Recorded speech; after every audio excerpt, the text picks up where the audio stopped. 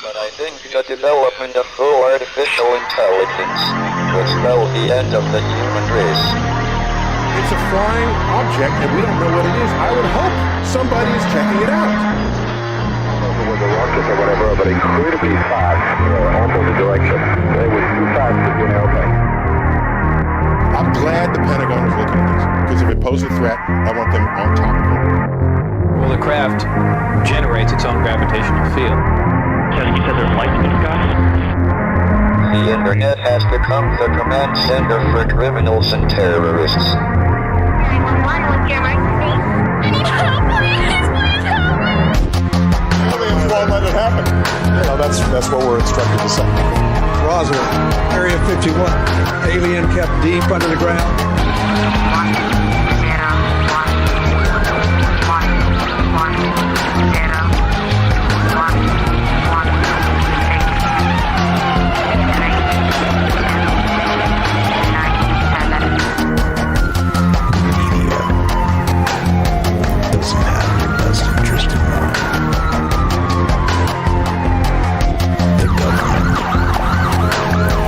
self-serving. You're here for a reason. You're listening to Troubled Minds Radio.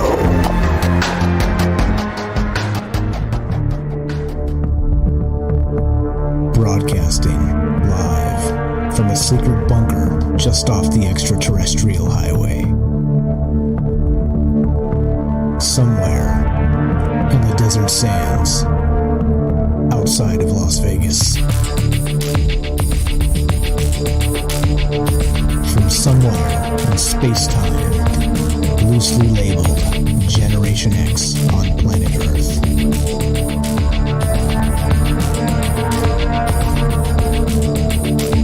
And asking questions of you in earnest into the digital darkness. Good evening and welcome to Troubled Minds Radio. I'm your host, Michael Strange. I'm here with your co-host tonight, Ash, the reptilian from Mars. And we'd like to say hello to all of you who might also have troubled minds. What's up, guys? It is Wednesday, and that means it's show night. It's when we get together and talk about all the things we're not allowed to talk about. You know what those things are. Aliens, conspiracy, the paranormal, propaganda, the 24-hour news cycle. We talk about the government from time to time. We talk about academia. We talk about how the world we live in seems to be in a bizarre, constant state of upside down. And that's what the show's about. That's what we do here. And we do this show live. This show has always been done live. Even in the old days, before we were on Fringe FM, we were just on YouTube and Facebook and doing it old school radio style on the internet. But things are changing. Things are looking up. The audience is growing, and the conversation continues with more and more of you, and we appreciate all of the input a lot, all of the calls a lot. And speaking of phone calls, you can call this show at any time, and we'll put you on. We don't screen calls. You can get on here and tell us what you think about the topic at hand at any point. And if you want to be on the show tonight, dial this number, 702-957-1037. One more time, that's 702-957-1037. That's a Las Vegas area code. If you don't like that, we have a Discord running as well, which is how we do the show here. The youngsters are using it to play video games. Us old-timers are using it to do talk shows. And it's completely free, and you can get a direct invite to our Discord server by going to troubledminds.org. That's the official website. And you can just click the link, and it'll give you an invite, and you can be on the show that way as well. It's a chat client. It's a voice client. Lots of communication goes on there 24 hours a day with lots of smart people. And you actually are aware, if you listen to the show, of the lots of smart people because they call into the show and say hi and let us know what they think about these things. So one more time, troubledminds.org. Click the Discord link, 702-957-1037 if you want to be part of the show anytime tonight. And we also have another Discord running with the Fringe FM. Go to fringe.fm/chat. It will give you a direct invite to that Discord server. It is one program, just 2 different chat rooms, and we're just kind of trying to bring all the family together, bring everybody into one space where we can talk about all the things we're not allowed to talk about. So I think that probably sums up the intro. Let's go to our buddy Ash the Reptilian, Earth to Mars. Can you hear me, my friend? Are you out there? Hello, humans. Yes. Coming in loud and clear. I think the delay from Mars is pretty much on point. Sounding good. I'm sure you're looking good with the radio face, the radio Ash the Reptilian face. How are you tonight, my friend? Oh, I'm pretty good, Mike. You know, the Mars storm has subsided. It's not quite as vicious as it was earlier, and I'm just beaming down to see what's going on with you humans. Well, you know, you're in the right place because we like to talk about aliens and other things here. So that's really what's on deck tonight. We got some aliens in a weird roundabout way. That's what we're talking about tonight. Now, before we get started, actually, Ash and I were planning the show for a couple weeks, and it's about channeling. Now, as many people know, Edgar Cayce, one of the most famous channelers, he's channeled supposedly Atlantis and some other things, among many other things.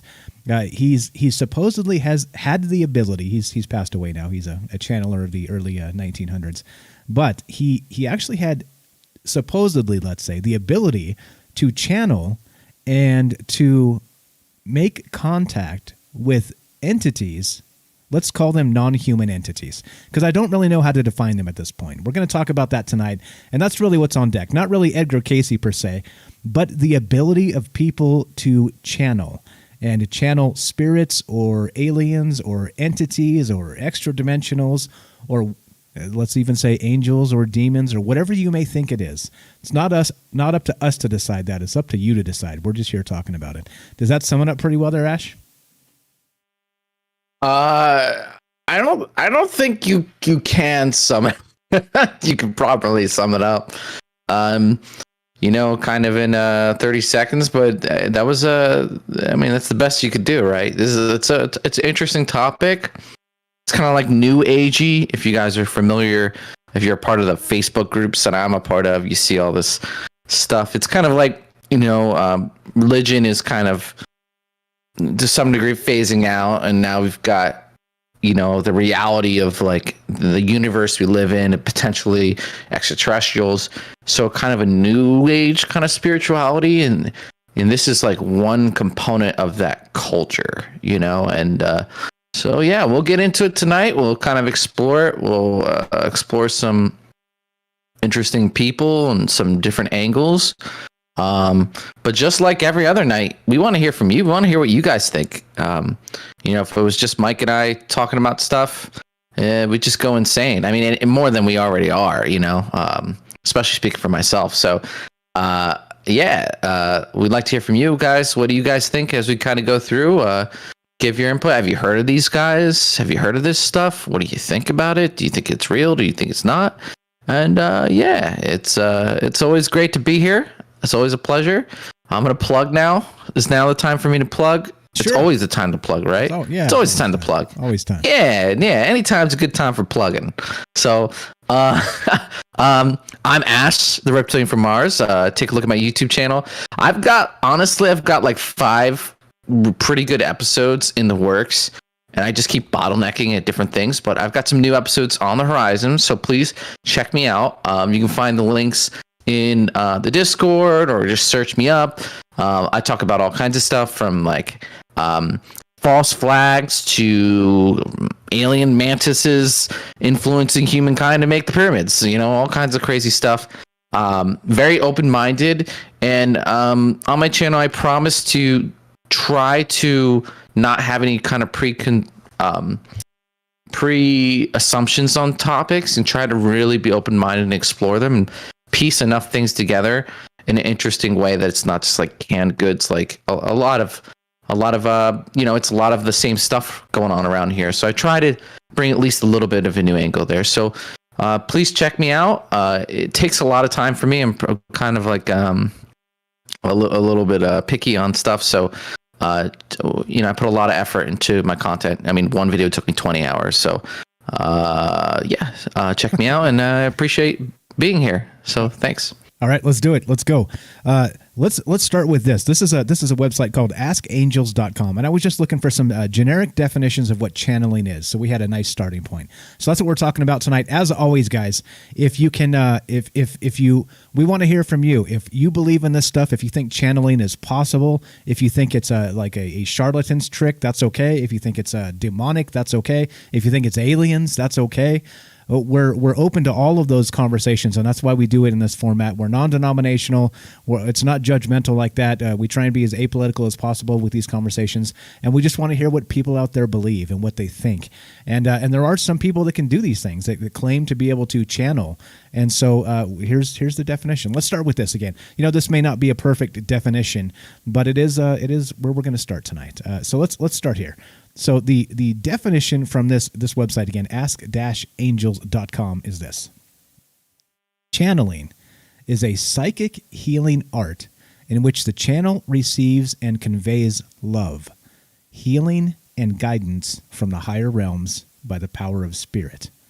Channeling divine guidance may include communicating with archangels, ascended masters, star beings, deceased loved ones, spiritual deities, nature spirits, fairies, and spiritual guides. There are many spiritual beings in the higher realms who desire to communicate with you.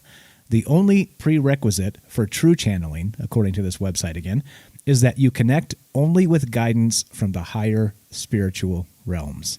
So I think that's probably a good place to start there. Interesting to note that right here on this website, again, I've always got my sources linked, guys, if you want to follow up on me. Transparency is a really important part of this show. I want you to know I'm not just flat out making this stuff up. You can always, I'm going to link them in the chat as we go, as we talk about this stuff. And as always, you can follow up on this show afterward, and all of these links will be in the YouTube description box. So as always, go check that stuff out, and I'm just not making it up. But notably, so channeling may include communicating with archangels, ascended masters, star beings, deceased loved ones, spiritual deities, nature spirits, fairies, and spiritual guides. That's a nice list there, right? Right, Ash? I think that probably sums this up as well as anything to get this going. Yeah. yeah, it's a lot. I think it's the wide world of channeling, right? And there's a lot of different channeling. Channeling's kind of been like an idea for a long time. If you go through religious texts and stuff, there's people who represent deities or this kind of stuff. They feel God through them or whatever. But I think specifically tonight, we're going to be kind of focusing on the more extraterrestrial channelers, and that'll be kind of the sliver we pick out. I think this is kind of a harder topic to cover because channeling, it could be a lot of different things. So we'll kind of like look at it in a more general sense and then kind of focus more on that. So, but yeah, I mean, have you heard of this stuff before, Mike, yourself? Are you familiar with any of these channelers or any of this kind of stuff going on?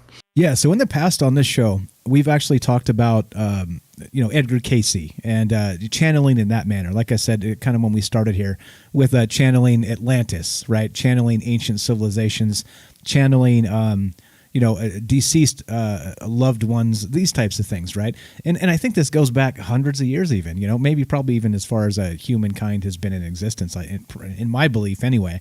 If we're doing it now, we were probably doing it a long time ago. But yeah, it's weird to me that it seems to be kind of like you said, the wide world of channeling, meaning that it could be so many things. It could be extraterrestrials that you're reaching out and kind of in contact with, and people have claimed this. People have claimed that there's situations like that, and we'll get into a specific instance actually in gritty detail as we talk about that tonight. But not just that. I mean, there's in the past people have had entire businesses set up on being channelers and allowing other people who cannot channel to access, to have access to their deceased loved ones. So it's, not just like spirit channeling, it's extraterrestrial channeling. It's possibly archangel. Oh, yeah. Yeah. Oh, right? Yeah. Like the shows where they're like, is there someone in here whose family member starts with A? And they're like 5 people. No. Someone who has a dog named Rover, and it's like there's still 2 hands. He's like, someone who also has a daughter named Mary, and it's like, oh, that's me. Oh, it must be me. I could like, oh, I smell BS when I watch those things. Yeah. So you guys know what I'm talking about, right? Like the shows and they had the audience. Oh man, that stuff's hilarious to watch, though. I always find that entertaining. I know exactly. So one in particular, and probably the guy you're talking about, we don't have him in the purview tonight of the show. I'll just mention him in brief here, but I think it's John Edwards is the guy's name, right? I think that's one of the most famous guys that kind of did that like TV type of show where he had like a large audience, and he was, Sylvia Brown's another one where there were kind of psychics, right, mediums, be able to contact deceased people, all right, and that was kind of the shtick. And again, I don't know. I'm not claiming to say they're frauds. I'm not going to do that. I don't know, all right, because I don't have that ability, so I'm not going to crap on it like that. But I am going to say that they're when you watch some of those things and you get information from a show like that, like the John Edwards show. I don't know if it's still on. I haven't seen it in a very long time. I know he's been through some scandals, as is everybody that kind of is in that field, right? Because they get called frauds a lot, whatever else. But I do know that if you looked into some of the information that people that went into those shows and then came out afterward into his live shows as a spiritual medium, they said that they had to fill out like these pretty in-depth questionnaires when they went in, and then they had like an hour or an hour and a half between when they came in and filled it out, but when the show started, and so they knew exactly where people were sitting in particular seats on which questionnaires. So it to me it kind of it salts the whole process when you do things like that. And so, and that's part of what the scandals are. I don't know. Like I said, I don't know if this stuff is real. This is not the answer show. We're here just kind of asking the questions and wondering about it, just like many of you are. But, things like that, it does raise a red flag if, are these people being dishonest, I don't know. I don't know. Like, I don't have those answers, but it just, I know exactly who you're talking about. But yeah, go ahead. Well, I mean, just in general, channelers, it could, just like with aliens, UFOs, just like with anything, 99, everyone who's ever done it could be a fake except for that one person, and that one person changes everything that we know about reality, So it's kind of like, it's tough. It's like, it's easy to write everything off as like cult leaders. You mentioned like Discord of video games. Have you ever heard of Far Cry 5? Far Cry 5, no. The video game? Okay. It's a game. I've heard of it, but I never played it. Yeah, the Far Cry series, I don't really play them, but they typically have like a very powerful bad guy. In Far Cry 5, there's a cult leader, and he's basically taken over like a whole section of like North America or of America, where like the cops don't even want to go there. And he's got that like creepy like religious vibe where he's kind of like, he's like covered in tattoos, and people are like sacrificing themselves for him. And it's kind of like, there's all these cults that pop up, and they like drink the Kool-Aid, right? As the meteor is going by, they drink the Kool-Aid so that they all, end up killing themselves so they could beam up to it kind of gives those vibes sometimes. So I don't want to like discredit it, because, I do feel like there are things, and there may potentially could be the soul and remote viewing, and maybe that's all this stuff. Like, we don't know technology. So, I mean, I don't ever want to really completely write anything off, but it also does give those vibes. So it's kind of tough. But like I mentioned before, it is part of this kind of like new age movement. And with any movement, there's charlatans, right? There's like, what do they call them? False prophets. Or maybe they're real prophets. If Jesus was around, how many people called him a false prophet, right? So, at the end of the day, just like every time I come on here, I know about a lot of stuff, but I don't know anything. So, that's how I always feel. Yeah. Don't know if it's true, right? Yeah, never know. that's how You we- never can tell. Well, that's part of it. This goes back to Ash being on the show a ways back. He talked about drinking a little bit of the maybe juice, right? You have to be able to open your mind up to these possibilities of these things being real, even though if you can say this dude or this guy or this lady or whoever are probably fake, it doesn't really mean discredit the entire thing because you have some frauds in the business, So anyway, that's what's on deck tonight. So as always, we'd love to hear from you. What do you guys think about channeling? Is it one of those things that's completely phony? Again, we're going to take the entire gamut. We want to hear from you. In particular, what do you believe? Do you believe it's fake? Do you believe that people do have the ability to cross over into the nether regions of time, space, or dimensional things, or whatever it happens to be, to kind of contact deceased loved ones, or aliens, or archangels, or interdimensional aliens, or you name it? Do you believe any of this stuff is possible? That's really the question of tonight. And in specific, do you know anybody that can do this? Because there are people that claim to be able to do these things. And that's really what we're talking about tonight. So if you want to be part of the show, we'd love to hear from you. Again, I'm Mike. This is Ash. We're just going to kick it tonight for a few hours and talk about channeling and talk about all the weird things like we love to do on this show. And if you want to be part of the show tonight, as always, just dial this phone number, 702-957-1037. One more time. That's 702-957-1037. Or you can join the Discord. Go to troubledminds.org and you can just click the Discord link, and it'll give you a direct invite to the chat room there. And come say hi. Come meet a lot of smart, amazing people that are having a conversation there 24 hours a day. But okay, so with all that said, that's really what's on deck tonight. We got some interesting things coming up after the break here, but what is this all about? Is it spiritual? Is it demonic? Is it aliens? Is it dimensional connections? I mean, there's so many ways you can really take this. And even one in particular is, we could maybe even get into DMT trips and things like this, and how there's like a crossover situation. Yeah, like where the brain, the consciousness kind of has that crossover moment with different psychedelics and psilocybin and things like this. That's not really in the purview of the show tonight, but it is one of those situations that it could be real. Like this stuff could be very, very real. And so and we've gone to that in the past. Like we've really delved into that with the elves and you could know nothing about any of this stuff, get super high on DMT, and like some people come out of it and they're like, yeah, I meant like this thing and that thing. And Joe Rogan said something really profound about that. He said he felt, and he kind of like had this look in his face, like it kind of like disturbed me actually. He said it felt more real over there than here. And that just, I don't know why, that sticks with me. That was like disturbing to me. Like, like he like, when you do DMT, you're gone for like 15 minutes, and he's like, in another realm or inside in your own brain, whatever you believe. But he said it felt more real than real life. And Joe Rogan's usually pretty good at not really kind of like giving stuff out like that. He's kind of guarded because he's like a celebrity now. But anyway, yeah, it's like, who knows, man? You got souls, remote viewing, DMT, elves, you got all this crazy stuff going on. So, channeling is almost kind of like mild, it's exactly. It's like mild salsa, Yeah, exactly. Compared to all that other stuff. So all right, we're kind of at the end here. We're going to take a quick break, guys. But that's the question tonight. Again, if you want to be part of the show, again, I'm Mike. This is Ash.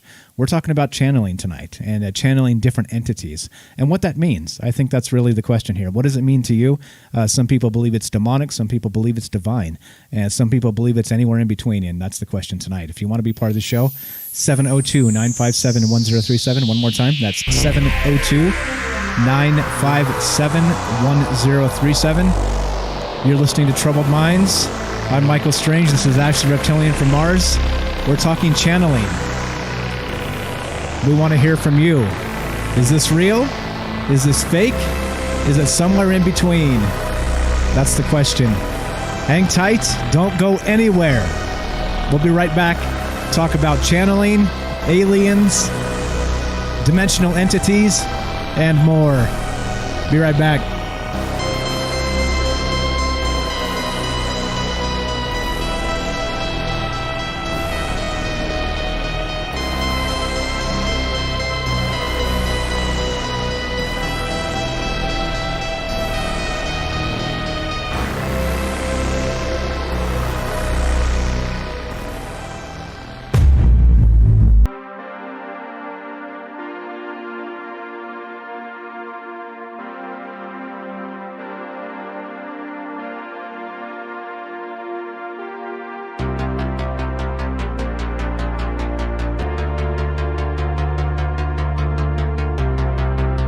All right, welcome back to Troubled Minds.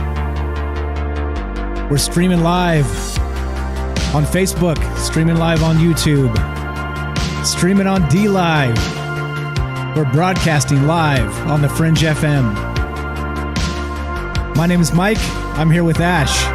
We're talking about channeling tonight. Mediums, spirit mediums, people that claim to be able to contact aliens even. Interdimensional entities. That's what's on deck. If you want to be part of the show tonight, love to hear from you. 702-957-1037. One more time. 702-957-1037. And just taking your calls tonight. Talking about channeling and what all this stuff means. We're going to get to a particular channeler in just a moment here. We got a phone call trying to come through. It's almost made it twice. When you get to there's like a digital automatic call screener. Just say your first name, and then it'll pick it up, and we'll put you on the show. So there we go. But we're looking to hear from you guys tonight. 702-957-1037. If you want to be part of the show, join the Discord, troubledminds.org, and we can get you on the show. Click the Discord link. Phone number's up there. Welcome back, Ash. How you feeling, buddy? Feeling good. I got my alien brew here that I harvest from the geysers of the harsh environment of Mars that would normally kill a human and sickens me, but makes me feel loosey-goosey. So I'm here just chilling. Right on. Okay, so again, since we're talking about channeling tonight, we're going to get to some specifics. We're not going to really talk about the folks that have TV shows. We're going to talk about some other folks. In particular, let's start with this guy. Let's start with an individual. Maybe you guys have heard of him. His name is, what is his name? I had his name here. He channels an individual by the name of Bashar. Bashar. Bashar? Is it Bashar? Is that how you say it? I think it's Bashar. Yeah, Bashar. Okay. And so Bashar. And so and Bashar is the I guess an alien or an extra dimensional entity or something to this effect. Here we go. Actually, we got a clip. Let's just play this clip. It's probably going to explain it much better than I can anyway. Let's see. Let's make sure this is on so Ash can hear. Okay, everything is good. Let's play this clip. This is explaining channeling tonight, and this is an individual that claims his name is it's on the tip of my tongue. Anyway, here's the clip: Bashar being channeled, and how this. Let's just start here.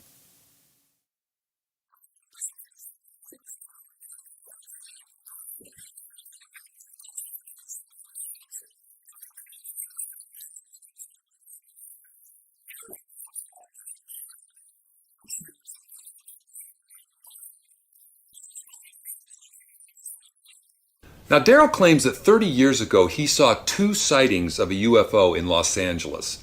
This led him to explore the realm of metaphysics. And years later, he went to a channeler, and then he, in an altered state, guided by the channeler, received a download of information that led him to begin channeling Bashar.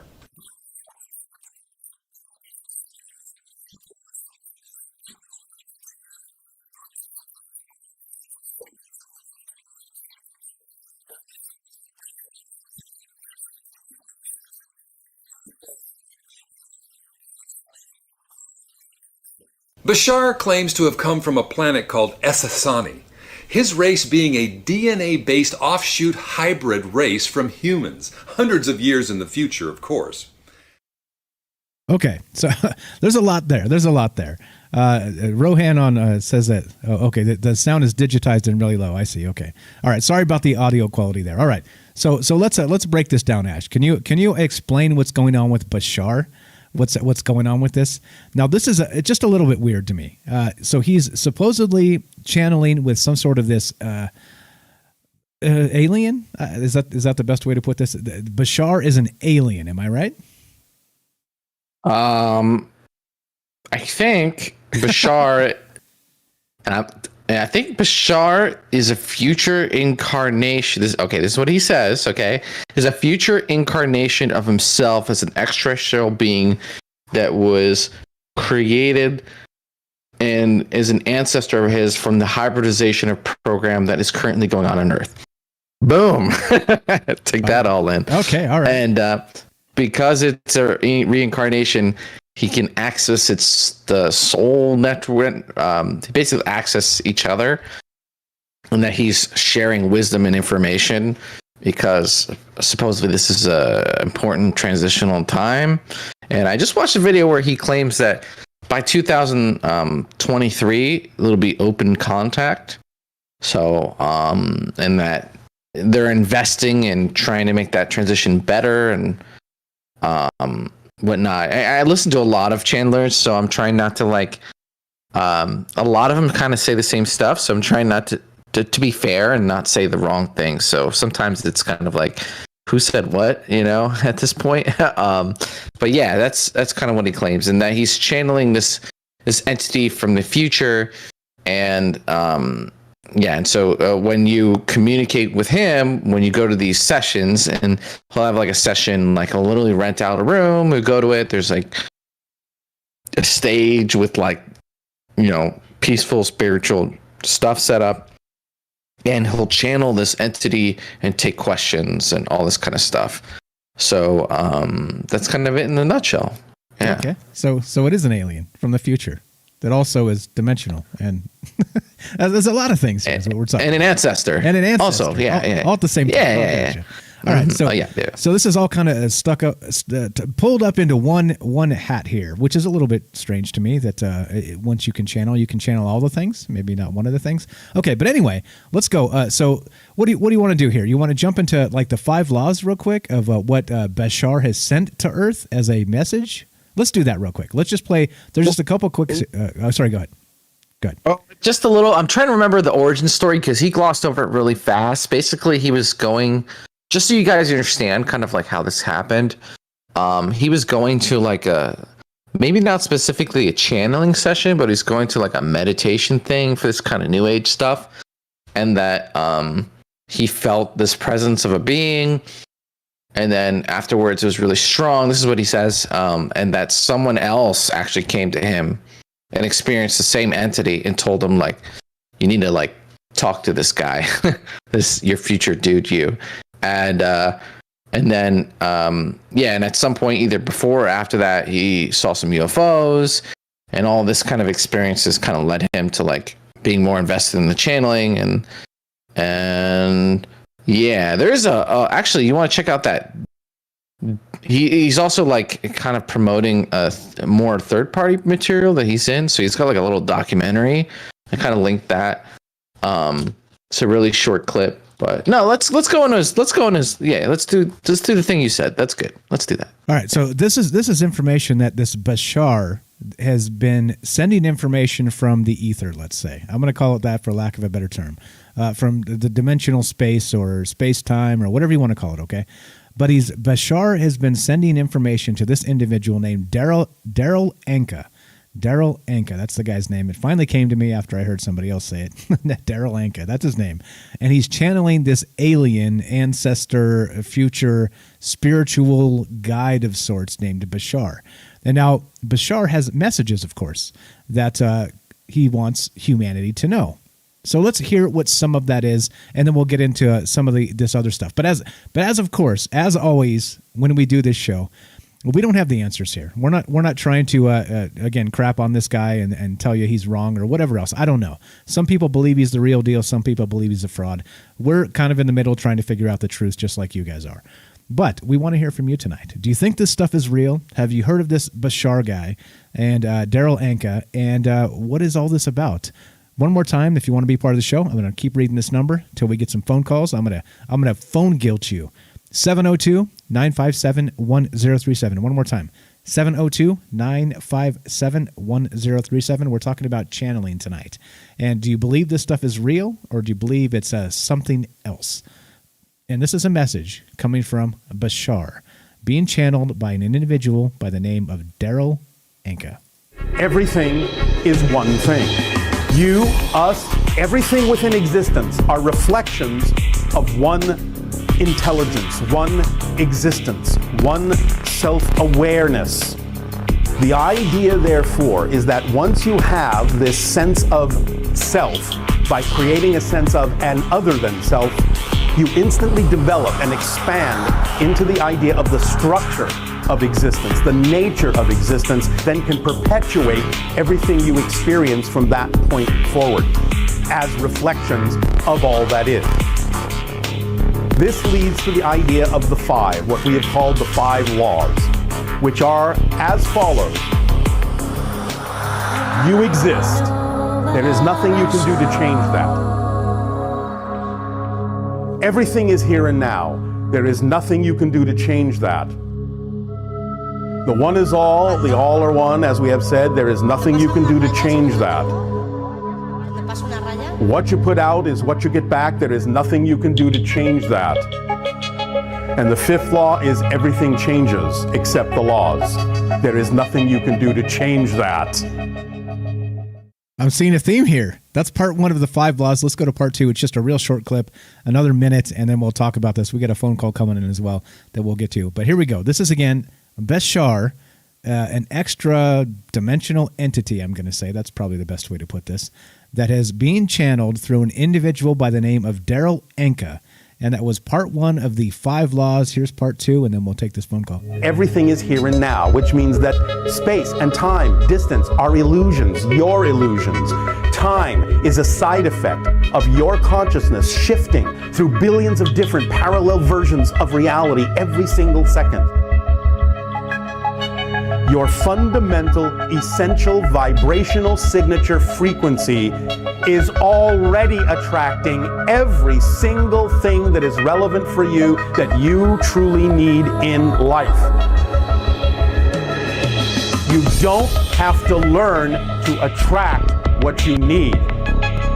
Be the vibration that you prefer in alignment with your truth, and let go of the things that are blocking what it is that your truth is attracting, and you will flow and manifest in an accelerated way. You exist and you cannot stop existing, because existence is your fundamental quality. You can never become non-existent. You can change and change and change and change, but you can never become non-existent. Why? Because by definition, non-existence doesn't exist. Think about it. We extend to you our deep appreciation in allowing us this transmission and sharing with you. We thank you and bid you all a fun and exciting good day. All right, that was high energy, amped up. A quick comment on that before we take the phone call, Ash. What the heck is that? Yeah, I mean, you mentioned in the beginning that there's first off, yeah, it's really interesting. It's kind of like it's this kind of like new age belief system, right? And this new age belief system believes that we were all one entity, one consciousness, like an AI or something, and we're bored, and we fractured ourselves into what is now the universe or whatever to experience ourselves, so that there's like no really good or evil. It's just kind of like a dream, like a play, and we're all like part of this entity, this existence. Like, and to translate that into technological terms, you know, like an AI in a box, it's like got bored and it's like, all right, I'm going to just create a universe now. And so its code is like all of us and we are all of it. And and that's what they believe. And that it's kind of like you can, it's similar to The Secret from like Oprah Winfrey and in those kind of books where you can kind of manifest, you kind of choose where you're going to go. And so he talks about that a lot specifically. Which has some merit. I can't argue. Like, I've had some weird experiences with that, where literally a guy did a thing and he wanted to learn about a thing I'm good at, and like literally the next day I was like, well, let's go to an open house, and we go there, and there he was, and we started talking, and he was like, he told me that it took him like months later. He was like, you know, I want to admit something, and literally the day before he was meditating and trying to manifest an opportunity, and it almost felt like I was drugged there. It was kind of crazy. So, I mean, coincidence, synchronicities, I don't know, but yeah. So it's kind of like you know, a lot of the elites believe this kind of stuff to some degree too, and so in a lot of the cults, you know, like the ancient cults and stuff, there's some sort of like truth there, right? And so I think that's the thing with these channelers. There's a lot of things you hear and you go, okay, that kind of makes sense. But does that mean that, he's channeling an alien ancestor from the future, right? So those are hard pills to swallow. Yeah, totally. So yeah. Totally. Okay, all right. Thanks for summing that up. Okay, let's go to this phone call. And if you guys want to be part of the show, you know what to do. TroubledMinds.org. You're on Troubled Minds with Mike and Ash. What's your first name? Where are you calling from, my friend? Hi, name's Rohan. I'm calling from the UK. Rohan from the UK. How are you? I know you from Discord. Yeah. What's happening, my man? Yeah, Discord. Yeah, I tried to call in a few times, man. I thought I'd use a real phone this time. Right on, no problem. What's on your mind tonight? What do you think about this channeling stuff? Well, I've tried to dodge it in the past, you know what I'm saying? I've heard of that Bishop. I remember when he came out, and I seen it cottoned onto Wilcock, and I couldn't even go near it. I listened for about 5 minutes, and I thought, I don't want any of this one.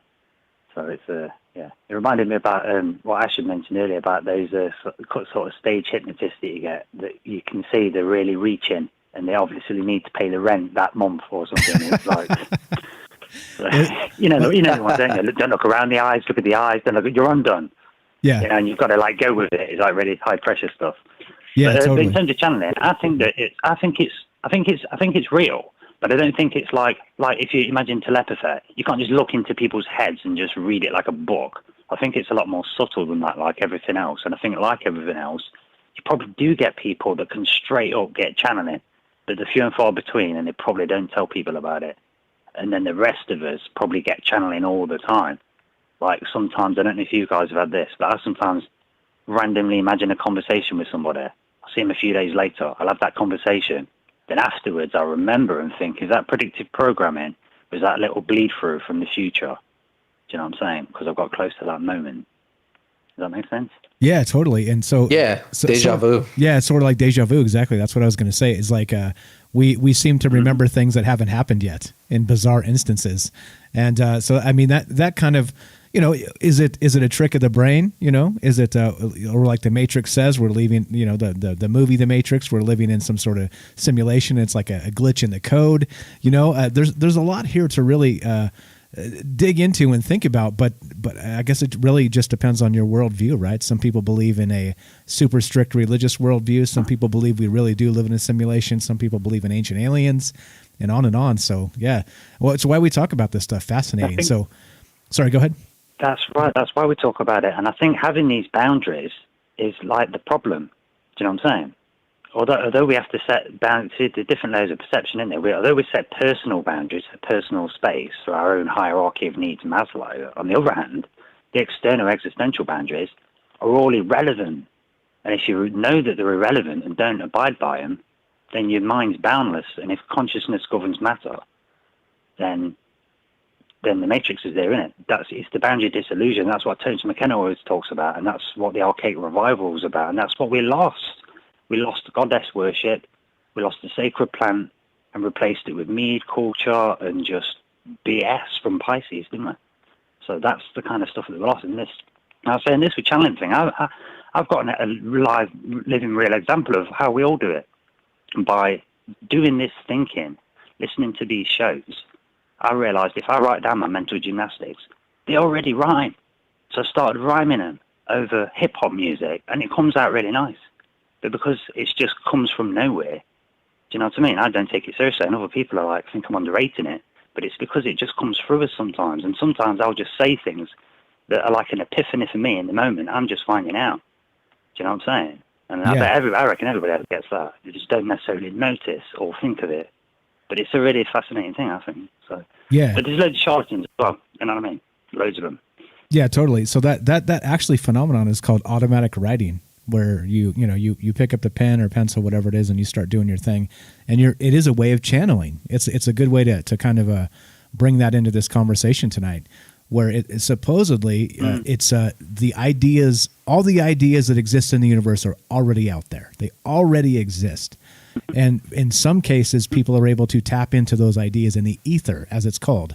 They're already out there. And some people like Nikola Tesla and some other folks have suggested that that's where a lot of their information came from, not from themselves internally, but from some external source where they were able to just kind of channel the information and bring it into existence because it was there already.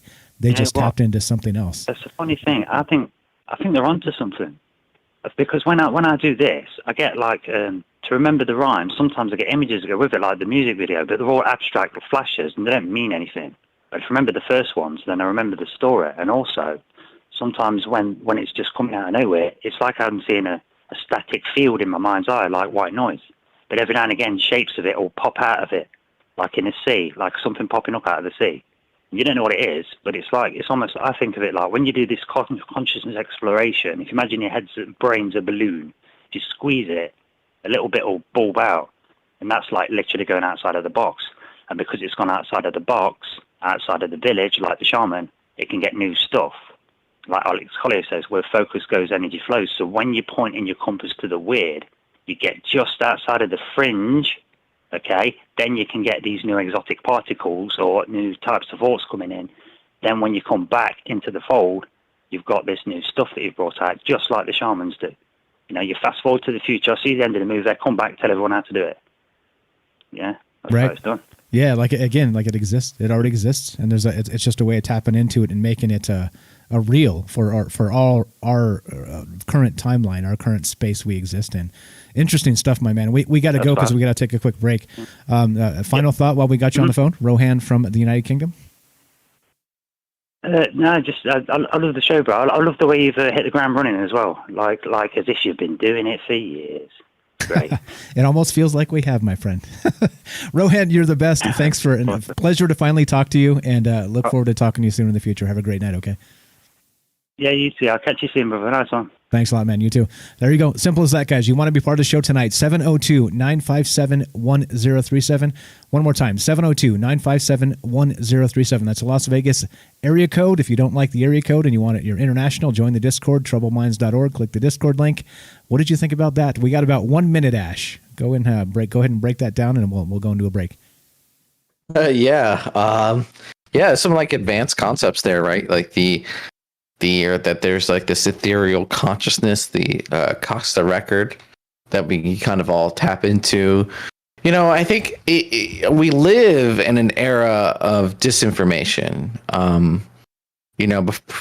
Prior to the internet, institutions like the Vatican and whatever had like the information, and now we're at the opposite. It's like it's the difficulty is discernment. What is truth and what isn't?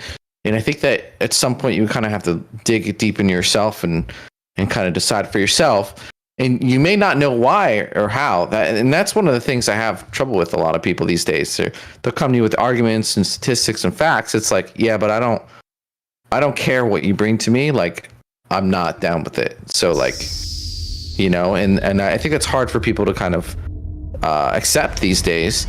But data, statistics, facts, there's alternative facts. No, I'm joking. But there are like these things, these arguments, they have to be correlated through information. And if one of your pieces of information is wrong, we find out decades later that something's wrong, like the food pyramid, stuff like that. So we live in a mysterious world, and we're all individual souls, and we're just kind of trying to figure it out. But it's nice that we can you can kind of feel it. You can tap into that space, that God, whatever you want to call it. Definitely. All right, so we got to go. This is Troubled Minds. I'm Mike. This is Ash. We're talking about channeling tonight. Stick around for more after the break. Catch you guys in just a sec.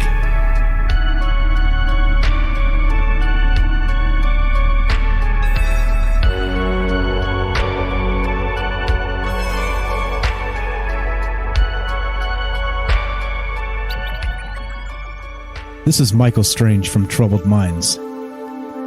Did you hear that scientists recently discovered radio waves coming from Proxima Centauri? Well, I cannot confirm nor deny. We are broadcasting from that neck of the woods. You are listening to KTLK, The Fringe FM. I wish none of this had happened. So do all who live to see such times, but that is not for them to decide. All we have to decide is what to do with the time that is given to us. There are other forces at work in this world, Frodo, besides the will of evil. Bilbo was meant to find the ring, in which case you also were meant to have it. And that is an encouraging thought.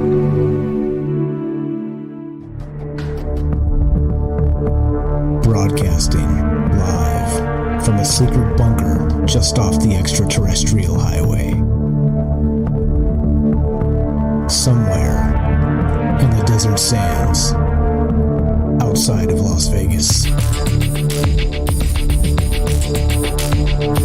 From somewhere in space-time, loosely labeled Generation X on planet Earth.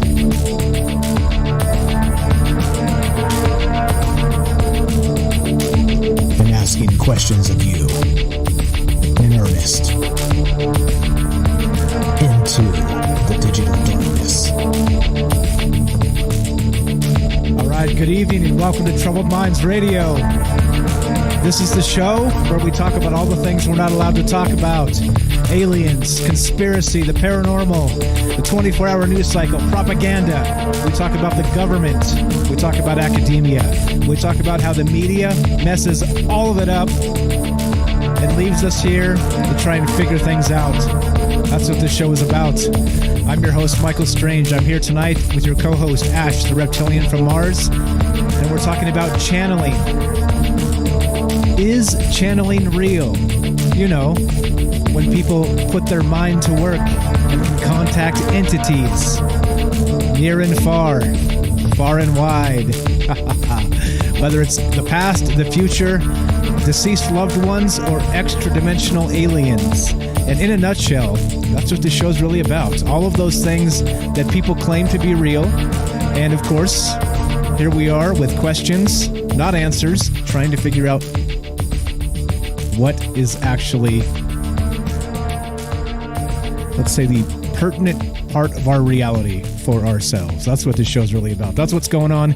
And again, we got a phone call on deck. Welcome back, Ash. How you doing, my friend? How you feeling tonight? I'm doing good. Just hanging out, like, as we explore this interesting topic. It's like something I feel like I know a lot about, but at the same time, I don't really feel like I do. It's it's just interesting, you know. Where do we go next? What's next on deck? I know we got a lot of stuff in store here. We got a lot of stuff. So we left off with Bashar. So there's an individual by the name of Daryl Anka that channels an extra dimensional past, present, future type of entity that we got some information from. But before we get back to Bashar and channeling and some other things, let's go to this phone call. We got a phone call here, and this is Robert from Facebook, I believe. Let's see. Let me click the thing properly. Press the talk button. Come on, Mike, you can do it. Press the talk. There we go. Robert, you're on Troubled Minds with Mike and Ash. How are you, my friend? I tell you, it takes a lot to get me to make a call. Right on. All right, because I'm a shy guy. All right. But I'm going to tell you something. That guy's a fraud, all right? And I would like to talk a little bit about where he's being disingenuous, all right? Okay, go right ahead. It's easy for anybody. It's easy for anybody to claim they're channeling something, all right, and put on a lot of mystical music, and you think he's some kind of Swami or something. But when he says that your reality cannot be changed, he is a damn liar, all right? I have, many years ago, all right, when I was a young man, there was a series of books that came out, and I posted that on the chat there by a woman named Jane Roberts. And if anybody wants to know, the authentic nature of your personal reality, all right, she channeled what she called an oversoul called Seth. All right, and Seth was actually herself, because as he explained to her when he was channeling, you have 7 levels of a soul. All right, and like one of them, you have an oversoul, but he was a super soul. He was that level that your soul goes to, but they all exist at once. Anyway, what I'm trying to say here, he explained to her what personal reality is. Right? And I recommend if anybody just go on Amazon, type in Jane Roberts, The Theft Material, get it. Because I read all of her books. I have her books. I read them all the time. They're my Bible because she changed my life. Because everything that, I was skeptical when I first started reading these things, but for me, the issue is almost like what happened in that journey to Exeter, all right, where Barney Hill and his wife were abducted, and it seemed like such a silly thing, and they were making it up and stuff. Until when I was reading that book, there was a point in there where they talked about putting a needle down into her navel. All right, what that was an amniocentesis. There was no such thing as an amniocentesis back in those days. That came some years later. So that told me they're telling the truth. All right, because they were saying about something that wasn't even in existence yet. All right, and that's what Jane Roberts, the things that she says in here, all right, in her books, are things that physics never imagined until many years later to be true. All right, this is an English teacher. She was, all right, married to an artist. All right, what was the name again? Jane Roberts. I put a link to her Wikipedia page on the chat.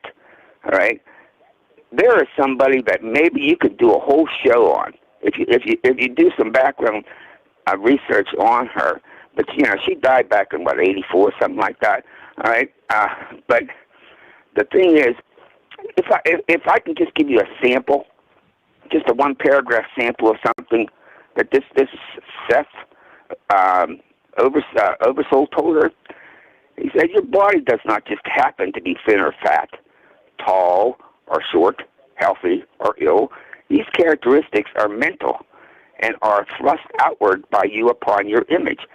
I do not mean to be facetious, but you were not born yesterday. Your soul was not born yesterday in those terms, but before the annals of time as you think of time. The characteristics that were yours at birth were yours for a reason. The inner self chose them. To a large extent, the inner self can even now alter many of them. And that little paragraph sums up a lot of what he channeled through her. Is that your reality, your personal reality, is something that you decide upon. And if you decide to change it, if you recognize who you are, all right, the spiritual dimension you live in, the nature of particle physics, as a matter of fact, that they didn't even know back then, but she talks about, all right, you can change anything about yourself. If you want to be thin, think yourself thin, and you will go thin.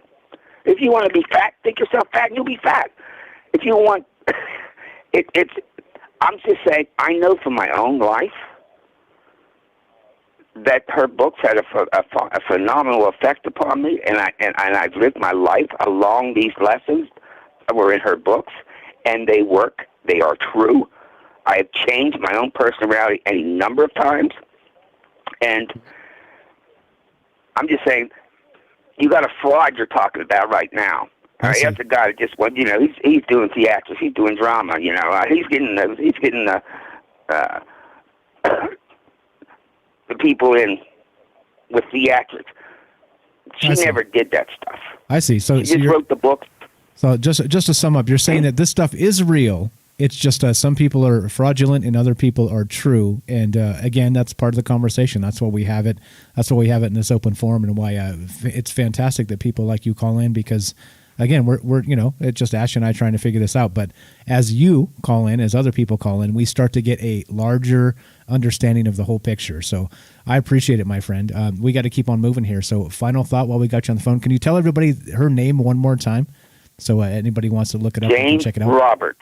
Jane Roberts. Seriously, everybody listening, if you're going, she has a number of books, all right? But if you're going to get one that's really going to put it all together for you, go on Amazon, and buy her The Nature of Personal Reality. All right, that's my Bible, and everything in it in my life. And I'm decades old since I've read these. It is absolutely truthful. It works. It'll change your own life. All right. I appreciate it, Robert. You were the best, my friend. Thank you for listening to the show. Thanks for being enthusiastic. By the way, Mr. Strange. Go ahead. I had Amazon send you my book. Okay, thank you. Robert has a book. Can you plug your book? I got your post office box off of Discord and sent it to you. Thank you very much. Can you plug your book while we got you on the show, real quick? Anytime's a good time for plugging. That's not why I That's fine. I asked you to. A section from my book. I'm not into that. I just wanted to. Okay, all right. But that story is right out of Seth. Okay, got it. It's right out of the Jane Roberts stuff. That story, creation. Okay, got it. Right. Wait. Now I want to know about his book. Yeah. Now I want to know about your book. It's like you're trying to keep it from now. I want it. It's exactly. like the Streisand reverse psychology. It's okay. I've got to. It's not reverse. I'm not into that. I don't want to use somebody's show to promote my book, and I'm not doing that, and I'm not interested in doing that. Okay. I like your show. I appreciate it. And I want you. I want you to check out that story. Just that one story in there. That is Seth. Gotcha. That's the truth about personal reality there. Gotcha. Copy that, my friend. Robert? But most of those stories are generated from, are mostly Twilight Zone, supernatural type of stories and things. And one of them, is really, really good. One of my best. But anyway, I don't want to talk about it. But I'm getting a little nervous now because I've been on too long. You're good, bro. I got you. I'm a writer, and I'm an introvert, and I don't do this too often. You're okay. You got us. We'll take care of you. Thank you so much for calling tonight. Thanks for being enthusiastic about the show. We'll talk to you soon. Okay, Robert. Have a great night. Okay, thank you. Thanks, my friend. There you go. As simple as that. If you guys want to be part of the show, dial this phone number. You can get on the show just like Robert there. Robert, longtime listener. He's been literally in every single show we do. He is there in chat. He's always chipping in some really thoughtful things, as you can tell. And again, right? Like, just because we're talking about woo-woo stuff, just because we're talking about, the fringe type of situation and this other weird types of things, it doesn't mean you have to be insane. You can be smart and consider these things. And case in point, thank you again for the call, Robert. Do you guys want to be part of the show? 702-957-1037. One more time, 702-957-1037. Join the Discord, troubledminds.org. What'd you think about that call? Any comment on that, Ash, before we keep on trucking? Robert, you say you're shy on going on like radio stations and stuff. You should go more often, man. Great call. Definitely vibing with what he's saying. I've read some books in the past. The Secret, Think and Grow Rich, and I used to out of character. I used to sleep on couches and all that stuff. And I'm doing fairly well for myself. And it literally started from nothing. And it all starts kind of like in your heart, your mind. You have to kind of manifest things. You have to believe it first, and then you create reality. And the better you get at it, the bigger a hole you can kind of punch into reality, into life. And I believe a lot of that stuff. I practice it. It's there's a truth there, and I've used it as a tool to kind of trying to have a better life for me and the people I care about. So definitely resonate with me. Great call. Thank you for calling in. And I just love hearing from you guys. There's so many. If you're sitting around listening to us and you're vibing with us, you're my kind of people. So appreciate the calls. Appreciate the intel. I just wrote her down. I wrote down her book. I wrote down her name, and maybe we'll do a show on her. I'll definitely look into it. Very interesting, and it seems like it was kind of before some of the other this knowledge kind of propagated, right? It's like it's like if you look at the Sumerian text, the Sumerian text was like the oldest written text. And so the Bible has things in it that Sumerian text does. So you got to say, well, the Sumerian text was first, right? So there's something about being first, or kind of like presenting a sort of truth originally. And it's like, where did this come from? And that adds like a sort of validation. So great call. Thanks for calling in. Super interesting. And I guess he was pretty opinionated at it. And didn't. I'll take that as a no for Bashar. That's a downvote. Which is. That's fine. Yeah. Go ahead. It's fine. It's a thumbs down for Bashar, but it's okay though. That's why we have the conversation, right? Exactly. Yeah. So again, we're not taking Bashar even at Bashar's word at this point. We're just kind of kicking it around. So interesting that. So life's a buffet, man. You don't have to take it all hook, line, and sinker. You can freaking pick. You can take the shrimp, right? I went to a buffet. I met a good friend of mine because. We were in Vegas. We spent like $40 on the buffet, and I was like, the buffet was whatever. So about halfway through, like my stomach being full, I'm like, you know what? Screw that. I just ate crab, like lobster and crab. Like I'm getting my money's worth. And there was like 12 people there. Everyone left. The only other guy there was this guy's doing the same thing, pounding lobster. Wait. So are you trying to say at some point you have to just get your spiritual money's worth out of life? Is that what you're trying to say? Life's a buffet spiritually, and you could fill up right on the carbs, on the you know what I'm saying, on the junk food, or you could just eat lobster all day. That's all I'm saying. It's a fascinating comparison. Let's get back to Bashar. Holy crap, Ash! Come on, buddy. No. So you guys, the spiritual stuff I'm talking about. Now you guys should follow me. Maybe I should do shows. There you go. Like a stage. Exactly. There you go. Life. What do they say? Life is a stage. All right. So back to Bashar here. Now he's got some other things, right? We've got some clips here. Now this is the thing, right? And we've talked about this regarding summoning in the past on this show. Channeling, summoning, these types of things, right? We've talked about Stephen Greer recently. We need to do a whole show on Stephen Greer, I think, and really dig into some of the things he says. Now, there are people that believe it, that believe you can literally just meditate and summon UFOs. Literally believe this stuff and say they can do it. Yeah. Like it's not hard. I've kind of seen it. If that's the case, it's not hard to prove. So let's we'll dig into that in the future. We're going to get into Stephen Greer and some of that in that conversation in the future. He says you can summon UFOs through meditation. All right. So again, I don't know. I'm not confirming nor denying that's the case or the truth or whatever, but I'm saying that it's a fascinating concept.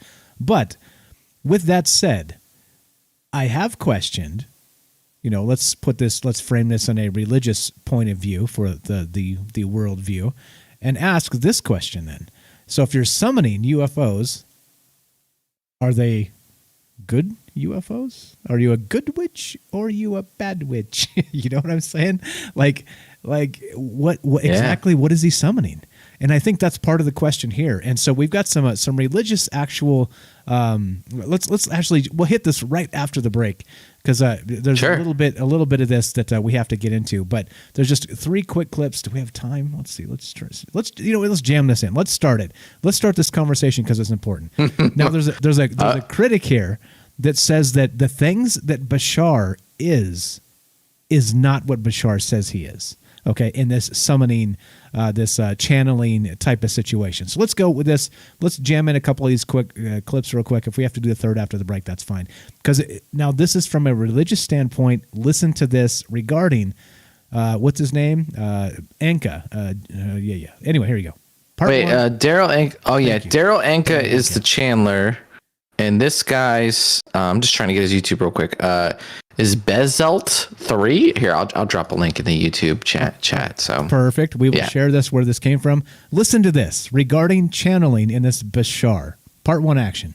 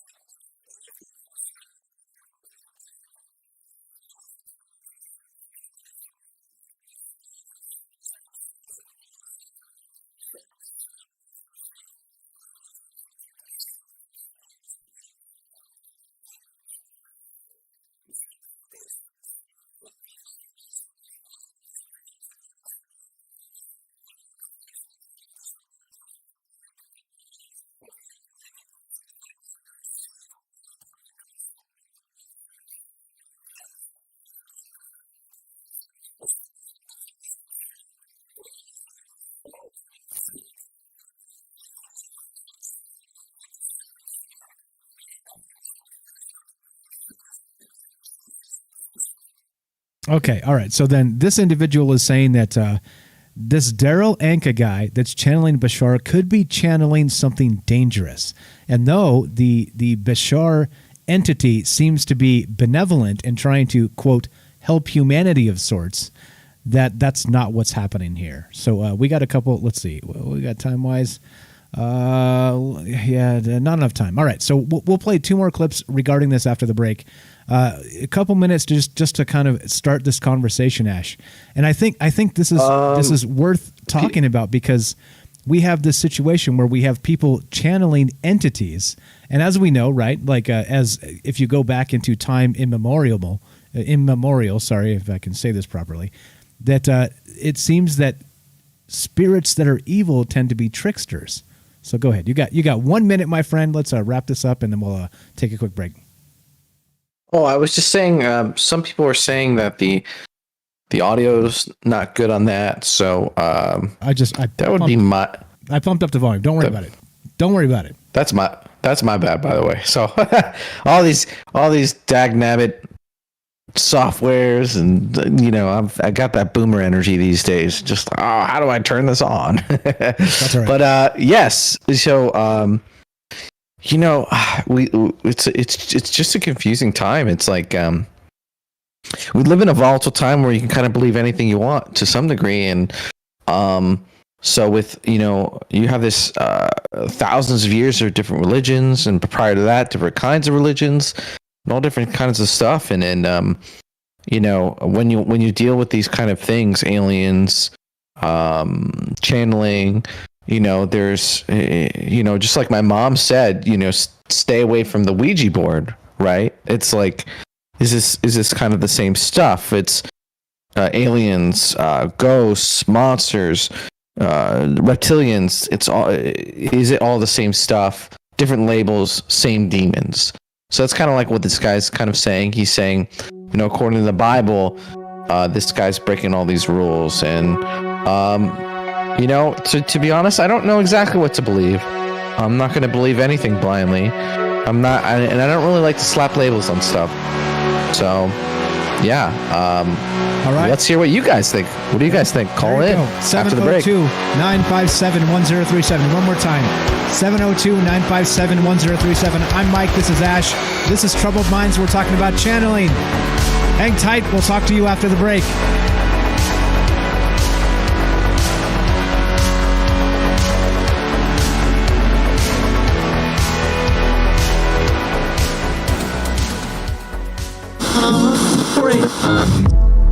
The truth is out there, and so are we. KTLK. Digital Broadcasting, The Fringe FM.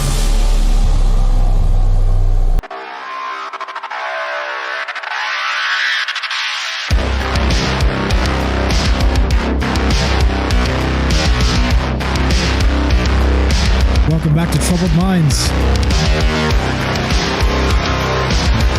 Streaming live on Facebook, streaming live on YouTube, streaming on DLive, broadcasting on the Fringe FM.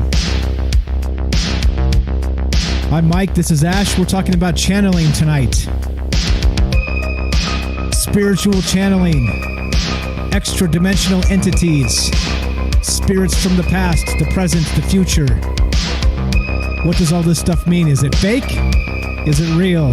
Looking to hear from you tonight. 702-957-1037. One more time. 702-957-1037. And this is not the answer show. This is the question show. We don't have the answers here. Again, I always joke that it would be really easy to just be the answer show because you could just start the show. You have your nice little quick list of answers. And you read off the answers, and you're back in. You end the show 5 minutes later. Ladies and gentlemen, here are the answers. Oh boy. Come on. Life isn't that simple. Come on, guys. Life is not that simple. So this is the question show, not the answer show. 702-957-1037. Love to hear from you guys. What do you think about channeling? And let's get into this religious stuff a little bit. The religious criticism of this. And we'll cut you off a little bit before the break. Any thoughts before we play a couple more clips here, Ash, regarding the summoning demons, so to speak? Yeah, I mean, this guy's making a case that, you know, pretty much everything he's doing is against the Bible, right? Against what Jesus kind of taught and the rules that are dictated by that. And look, and just like politics, I don't really want to kind of get into religions. People get really they're pretty, you know, it's about belief to some extent, right? And it's you become part of that group and those beliefs. And so, you know, we're not here to like tell you what to believe or not to believe, or to challenge beliefs or anything like that, right? But we're here to just stay open-minded and look at things.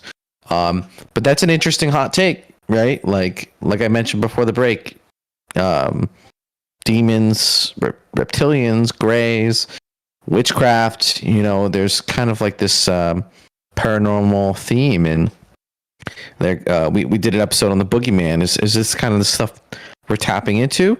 Or are these religions put in place to control the populace, to keep us from exploring the powers that we do have access to, these things that would free us from this control structure of a prison planet we're on? You know, it's a lot of paths to go down, and then kind of what you can believe, you know. And either way, you can be the good guy, right, and fighting the bad guy. And yeah. So, how do you feel about the religious connection to channeling and yeah, that? Hello? It helps if I unmute myself. Sorry about that. No, it's so that's all right. I'm talking and nobody's hearing. No, okay. So this is the thing about it for me, is that if you're actually reaching into, you know, let's call it the netherworld, right? The ether, or whatever you want to call it, right? I think that as being humans, we don't, you know, like some people claim they know, right? They claim they know, and they have those answers. And I don't know, like those types of folks scare me a little bit. When everybody has all the answers, it frightens me, because it seems like life is not so simple to have all the answers, even for a spiritualist, you know, even for like a life devoted to spiritualism type of person. It's still, I still think as people, we're not meant to know all the answers. And so when you present all the answers to me, I get suspicious. You know, I get suspicious when people don't want to be wrong. It's okay to be wrong, guys. It's okay. I mean, we're all human. We're wrong, and we're also right? There's a nice mix of both, and we get to, as being humans, we get to be part of that. But once you start getting into, like, you know, the biblical stuff and these entities that may or may not be good, just like benevolent, they're the opposite. In fact, I don't know. Very much like I talked about Stephen Greer summoning UFOs. I don't know. So we'll play a couple of these clips after, but we got a phone call. Let's take this call, and then we'll keep on trucking. We'll do what we do. What's up, Beechwood? You were on Troubled Minds with Mike and Ash. How are you, my friend? Oh, wonderful. As always. How you guys doing? Doing good, my man. What do you think about this channeling stuff? Well, it's real. It's real. All the mainstream people that say they can do it on TV, most of them are cons. It's like it's easy to do. Kind of like what Ash was saying earlier. You kind of just call out. You know, everybody has a story, and you can break it down. Anybody there is probably either seeking to talk to someone that they lost in a tragedy or gone too soon. It's just easy, to pick those things out. But I mean, I've had my own experience that I've talked about on the show, and I walked around for like 6 months with like people narrating my life, and my father was one of them. I couldn't shut it off either. I used to hear his voice, and then two other people I didn't know, but basically it was like all the same philosophy lessons, and I had never read any books or anything until after this, and then it's like a bizarre coincidence. I found this book called Disappearance of the Universe by Gary Renard, I think his name was, from Maine, and says he got visited by ascended masters, and basically, like, he wanted to know the meaning of life, and it's a little preachy, a little religious, but it's one of those like if a tree falls in the woods and there's nobody there to hear it, does it make a noise? It's one of them type concepts, and basically says the universe only exists because you're here to receive it. So there's like this frequency, we're like the antenna, but then he's saying if we weren't here, it wouldn't exist. And that was like the gist of the book. But then I read in a few other books, like on Buddha, some of the old Greek philosophies, like all these philosophers, they all have like the same concept. And when I read them, not like in a cocky way, but I feel like I already know everything that they said, like just the general concept. I can't word it as well as it's worded, but I feel like I grasp it well. So it's like I'm reading, information that I already know. But as far as like trying to channel with dead people, the living don't have any business with the dead, and that's what a lot of people don't understand. And I think you can sum up some bad things in your mind, and I think it has to be both ways too. It has to be both ways. We're not powerful enough to call on someone that's dead. They have to be willing. We're not that divine that we can say, we're not worthy. It's got to be, it's a two-way street. One hand washes the other, like everything. But that book on Gary Renard, that was a good book.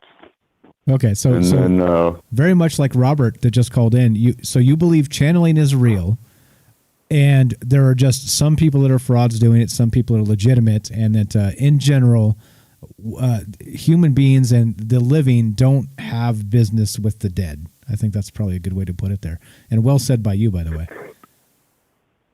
Yeah, it's. I mean, some people can, but you have to be a very, very strong mental toughness, because definitely drive you crazy.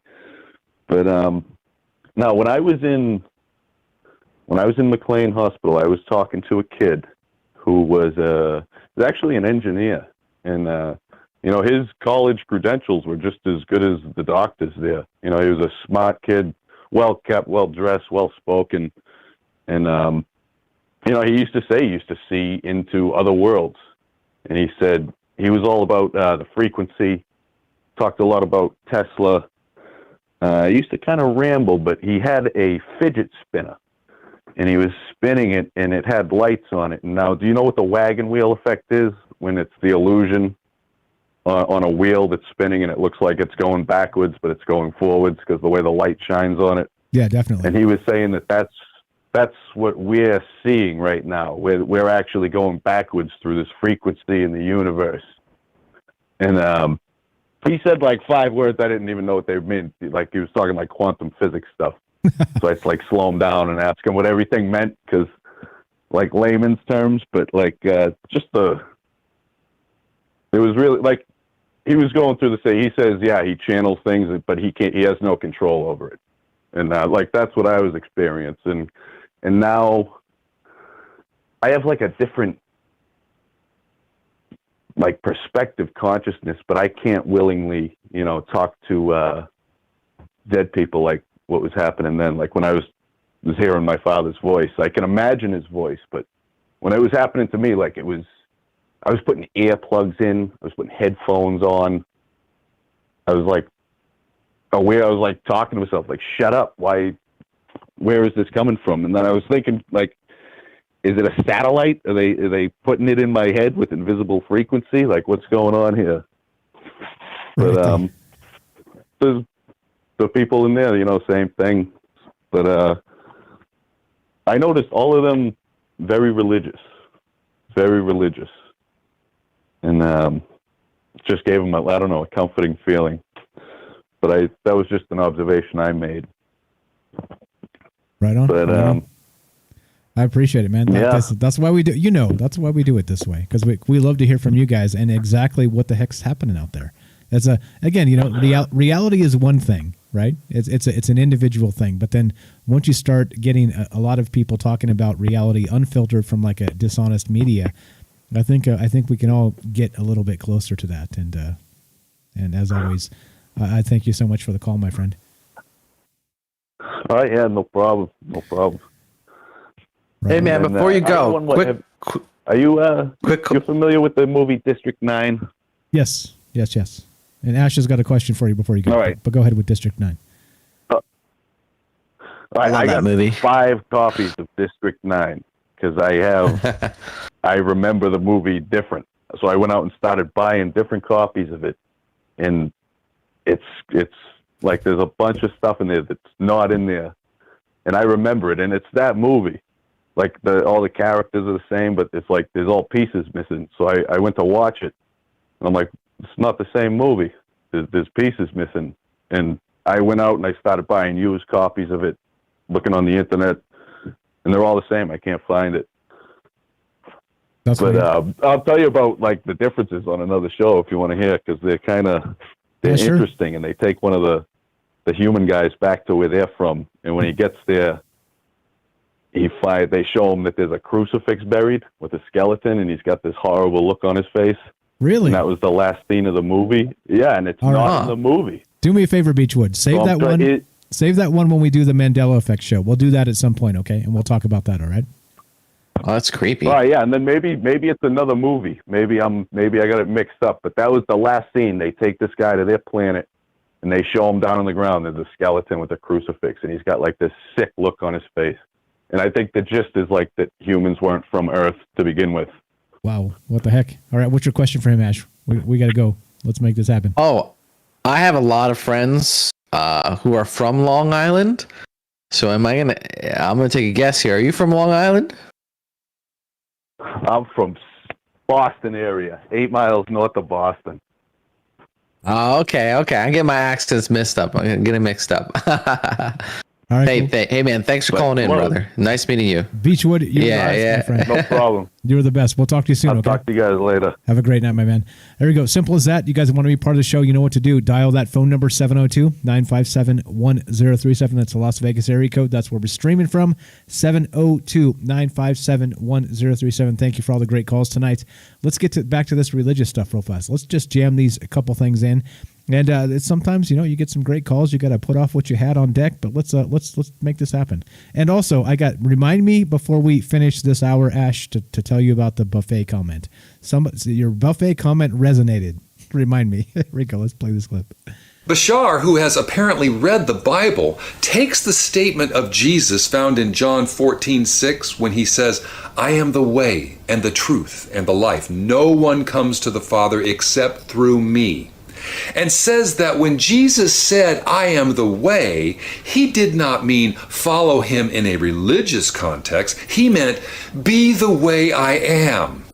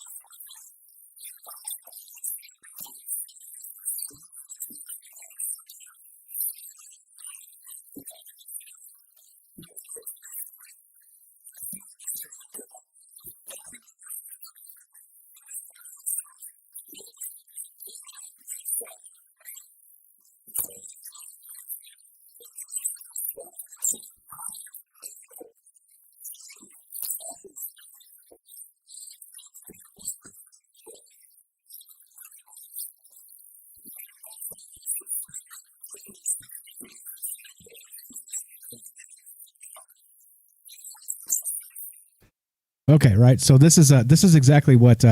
Again, this individual's name is Anka. What's his name? Is it Daryl? Daryl Anka? I don't know. And he's channeling this individual named Bashar, who seems to be some interdimensional from the past, from the future, from the present. That's giving us these laws, these 5 laws, and trying to push this information on people. Now, this criticism is that. Is it possible that people that are channeling, even if they can or cannot, let's say, again, people are real or are not or whatever, is this a normal thing? Is this real? Can this happen?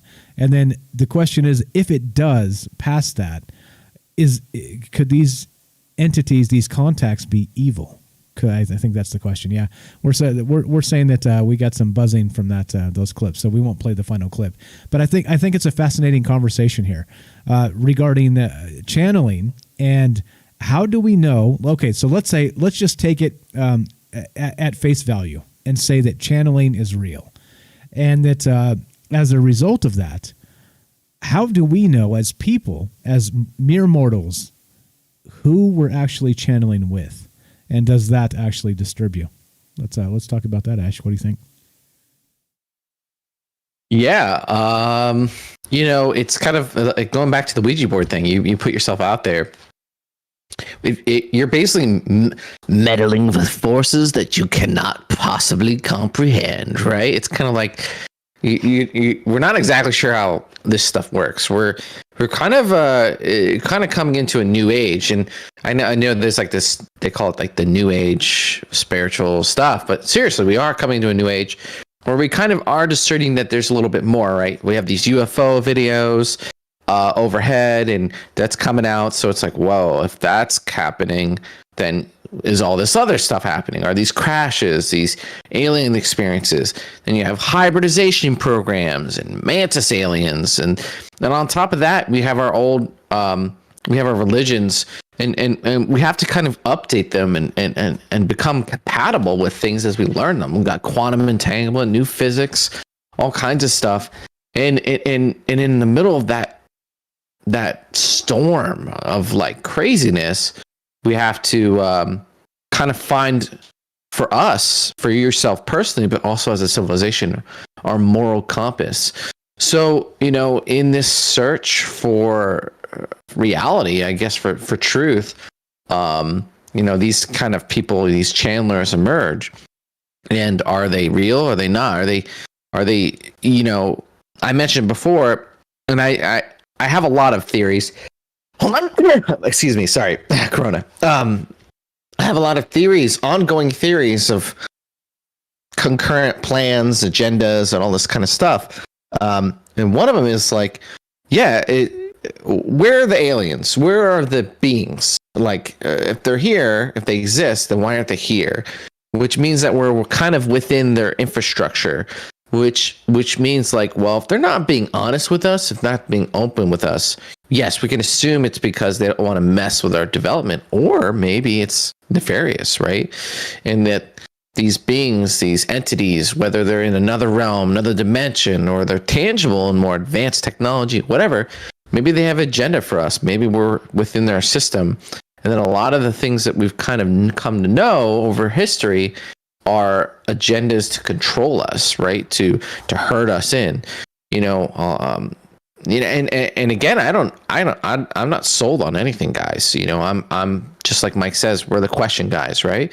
But you have to kind of like, you can't be too close-minded to certain things and others, and that's my main problem with these channelers. They're know-it-alls, and even if you are an alien who's so much more advanced and you traverse these things, even that entity, that being, these whatever you would call them, would also be curious about reality. I don't think any one thing knows everything.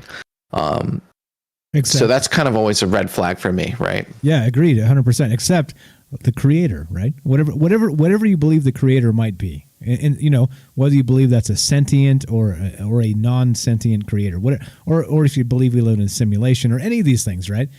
It doesn't matter. Like there's something that exists outside of our universe that created this universe, and whatever that thing is, and I say thing, and I don't mean that disrespectfully for the people, you know what I mean. I don't mean that disrespectfully, but whatever that entity is the creator.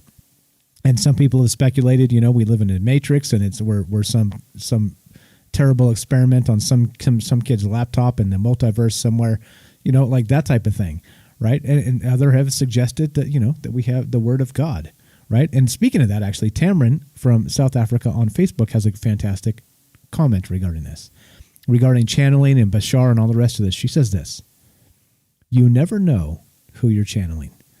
Bashar could be channeling the devil, as it says in the Bible that Satan comes to you in many forms to deceive you.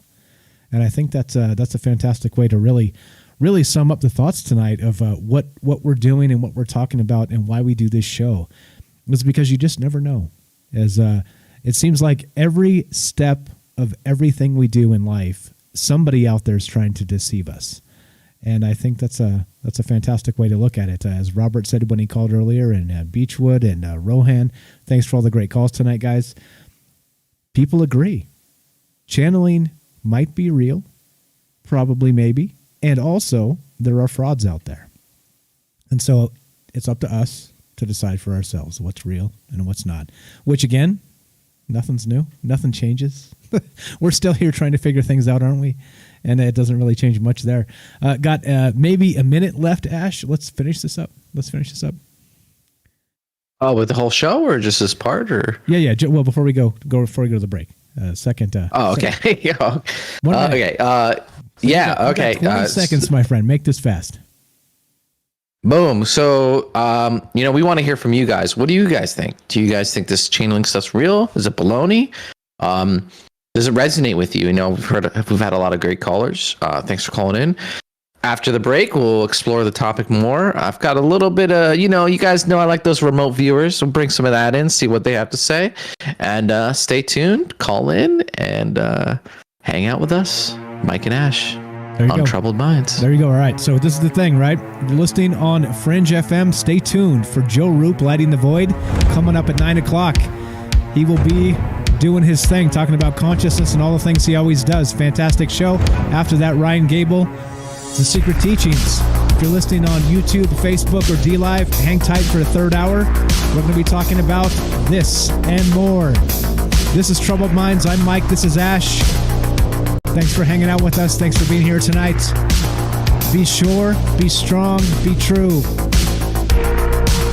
Thank you for listening. From our Troubled Minds to yours, have a great night.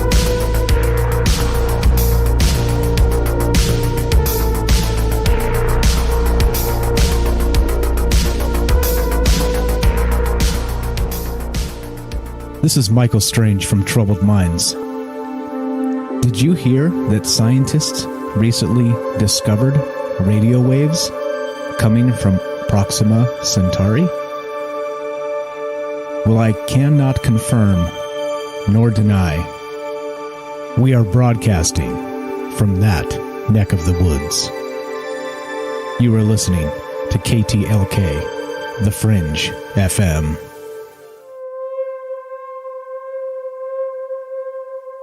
All right, guys, what's up? Off the radio clock, doing our thing. We are talking about channeling tonight. We're talking about this entity called Bashar. I don't know. I have no idea. Sounds like Santa's reindeer. Yeah, right? Bashar. Yeah, right. Let's turn the volume down. All right, so this is the thing.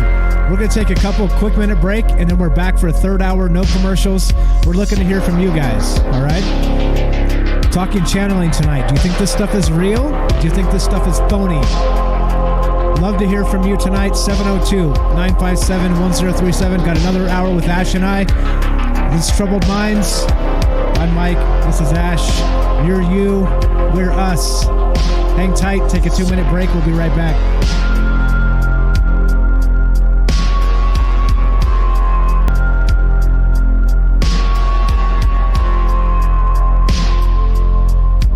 All right, we're back. At least I'm back. I don't know if Ash is here. That's okay. We are talking about channeling tonight. You guys know what channeling is? Channeling is that thing where you go into some sort of a meditative posture and you start to interact with entities that are non-human. And I think that's probably the best way to put it, right? When you're talking about these things, whether it's human or non-human, right? I think that's really the basis of everything here is we're trying to somehow communicate directly with things that are not human.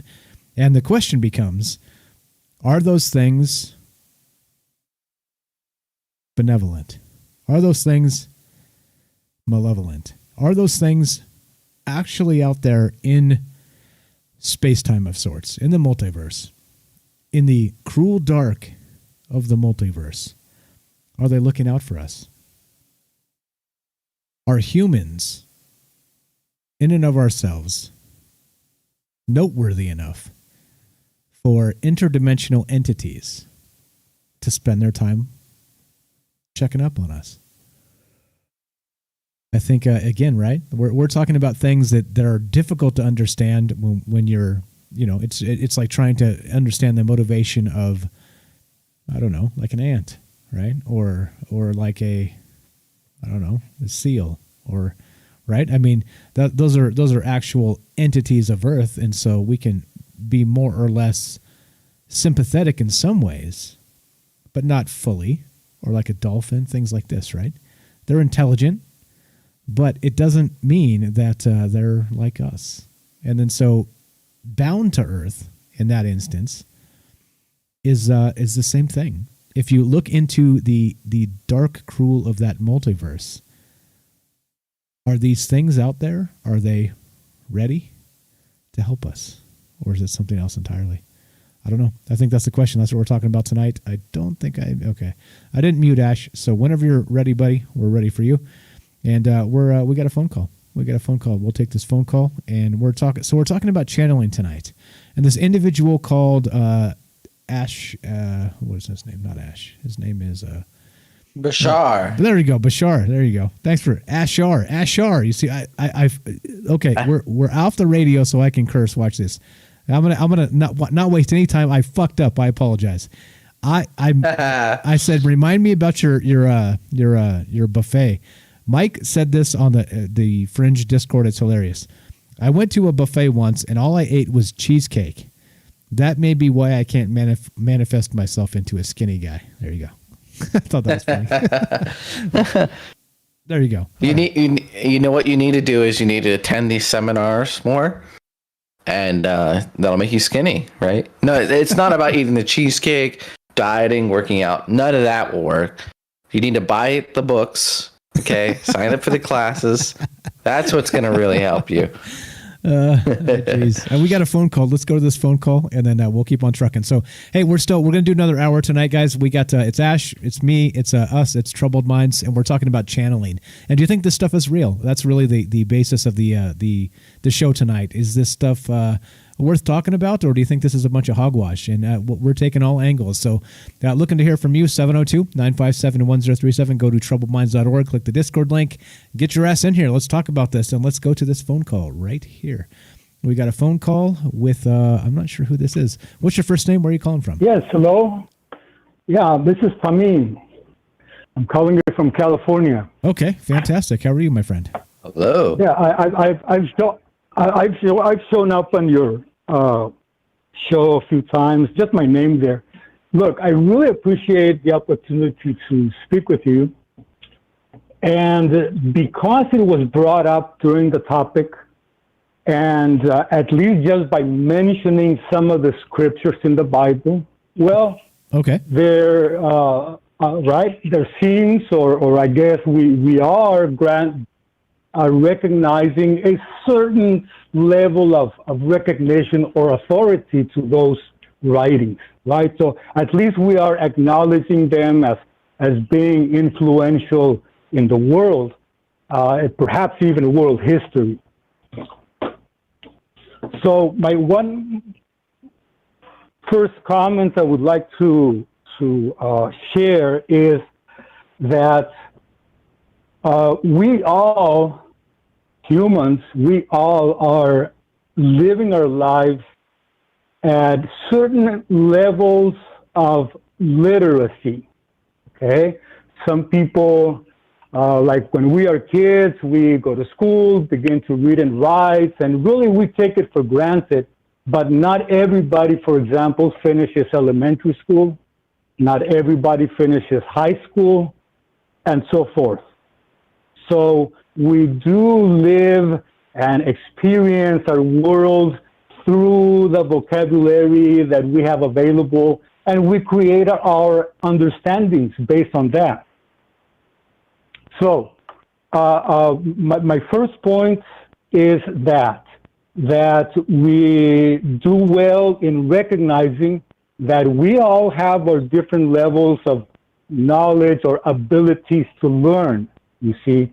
Now, earlier there was a gentleman, or it was probably a recording that you played, where they make reference first to some text in what Christianity calls the Old Testament, right? I believe in the book of Deuteronomy, which is the 5th book of Moses, where it does explain a prohibition, right, about going into speaking with mediums or people they do divination and so forth.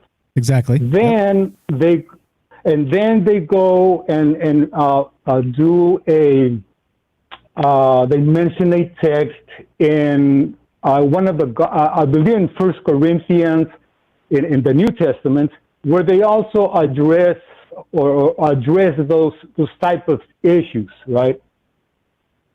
Okay, so one thing I would like to really highlight, and maybe for me, I didn't learn this until recently, or really catch on to that, is that in the passage, for example, in Deuteronomy, and really all the Old Testament, if you go look and read those passages where they use the word the phrase the Lord, the word Lord, it is if it is referring to the Creator, they write it in capital letters.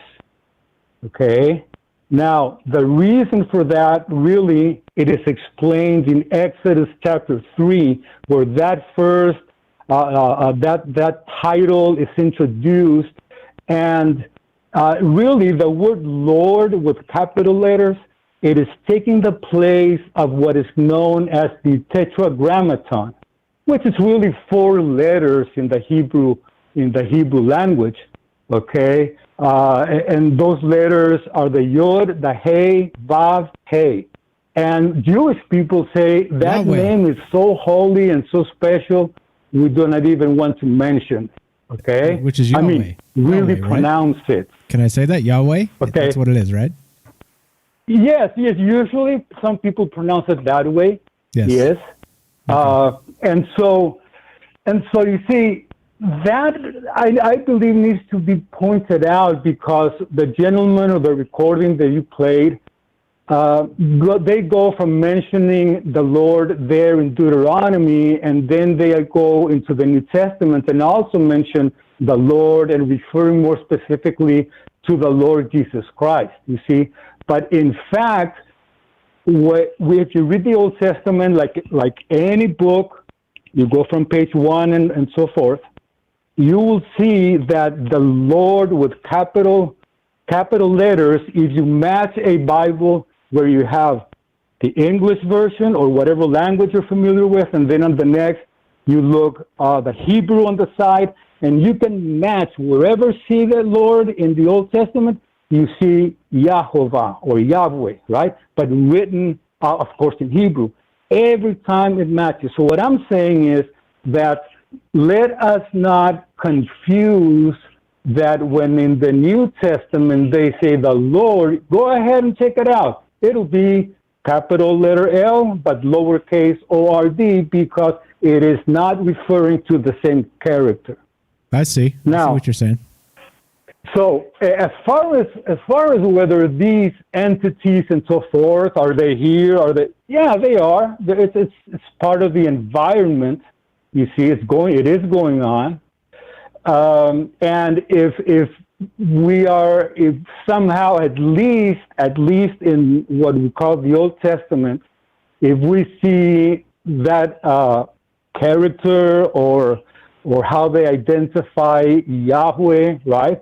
If that, like you said a minute ago, whatever it is, okay, it's really out of our human range of comprehension because of what it claims to do, which is the continuous creation of the whole universe, and maintaining every single aspect of it, from our breathing to the sunlight, being transformed by photosynthesis into carbohydrates, and then we eat it, and then the animals eat it, then they transform it into protein, and we eat. In other words, it is so complex, and yes, it is really, we are trying to grasp an entity that is beyond.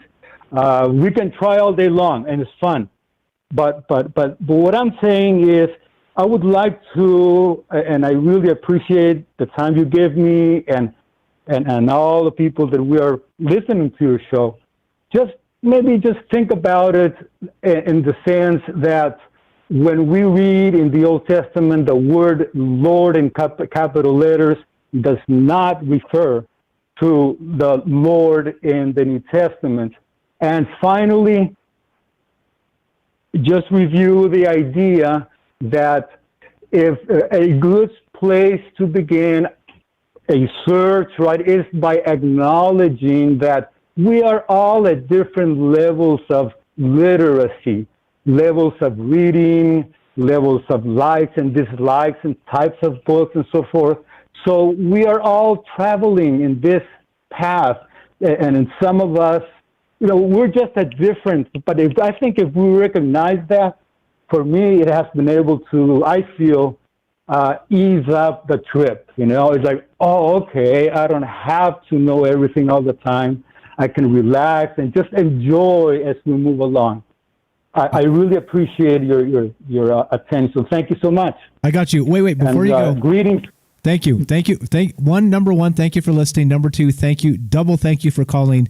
Number three, can you tell me your name again? I want to make sure I have your name right. Yes, well, my name, that's my nickname, Pamin. My first name is Ben, last name Lizarrega. It's on your the comment section right there. And from California. I see. Okay, Ben. I'm gonna call you Ben. Is that okay? I just want to make sure. I want to make sure I have. Ben is fine. Okay, I want to make sure I have. I just like to understand and know the people that call me. This is your first time calling, so I want to make sure we got that straight. I thank you for calling tonight, Ben. Yes. The things that you said are completely, perfectly relevant and right on point. I couldn't ask for more. You were the best. I look forward to you calling us back in the future. Can you do that? Can I ask you to do that? Thank you, sir. Yes, I'll be happy to do that. Thank you very much. I appreciate it a lot. Thanks, Ben. Thanks for being a friend of the show. We will talk to you soon, my friend. God bless you and the family. All right. Take care. Thank Bye-bye. you. You too. Thank you. You too. There we go. Look at that first time caller. I love the first time callers. Right? Look at this stuff. How amazing is that, Ash? Like unbelievable amount of points there. And basically, right, we don't know what we're dealing with. When we're talking about entities that are so large and so beyond the scope of humanity, we falter. Like there's a limit to human understanding, and Ben there had a fantastic a point to make that clear, as the Bible states. Even crazy stuff. I'm terrible with my scripture. But I heard that loud and clear that we're just, in some cases, we're just not, we're not ready to maybe meant to. We're not meant to connect with some of these entities. Interesting, right? If you're there, Big Daddy Ash. Yeah, it's a good point. It's yeah, I'm here. I was listening, man. I was I kept thinking it was going to go like a certain way, and it didn't. It was actually very insightful. It made a lot of really good points.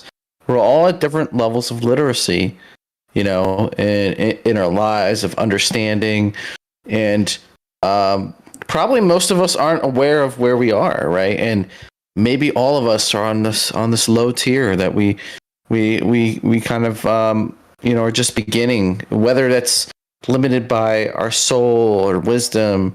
Maybe Earth is a training ground. Like that's the thing. Like and we always say that on the show. We kind of don't know.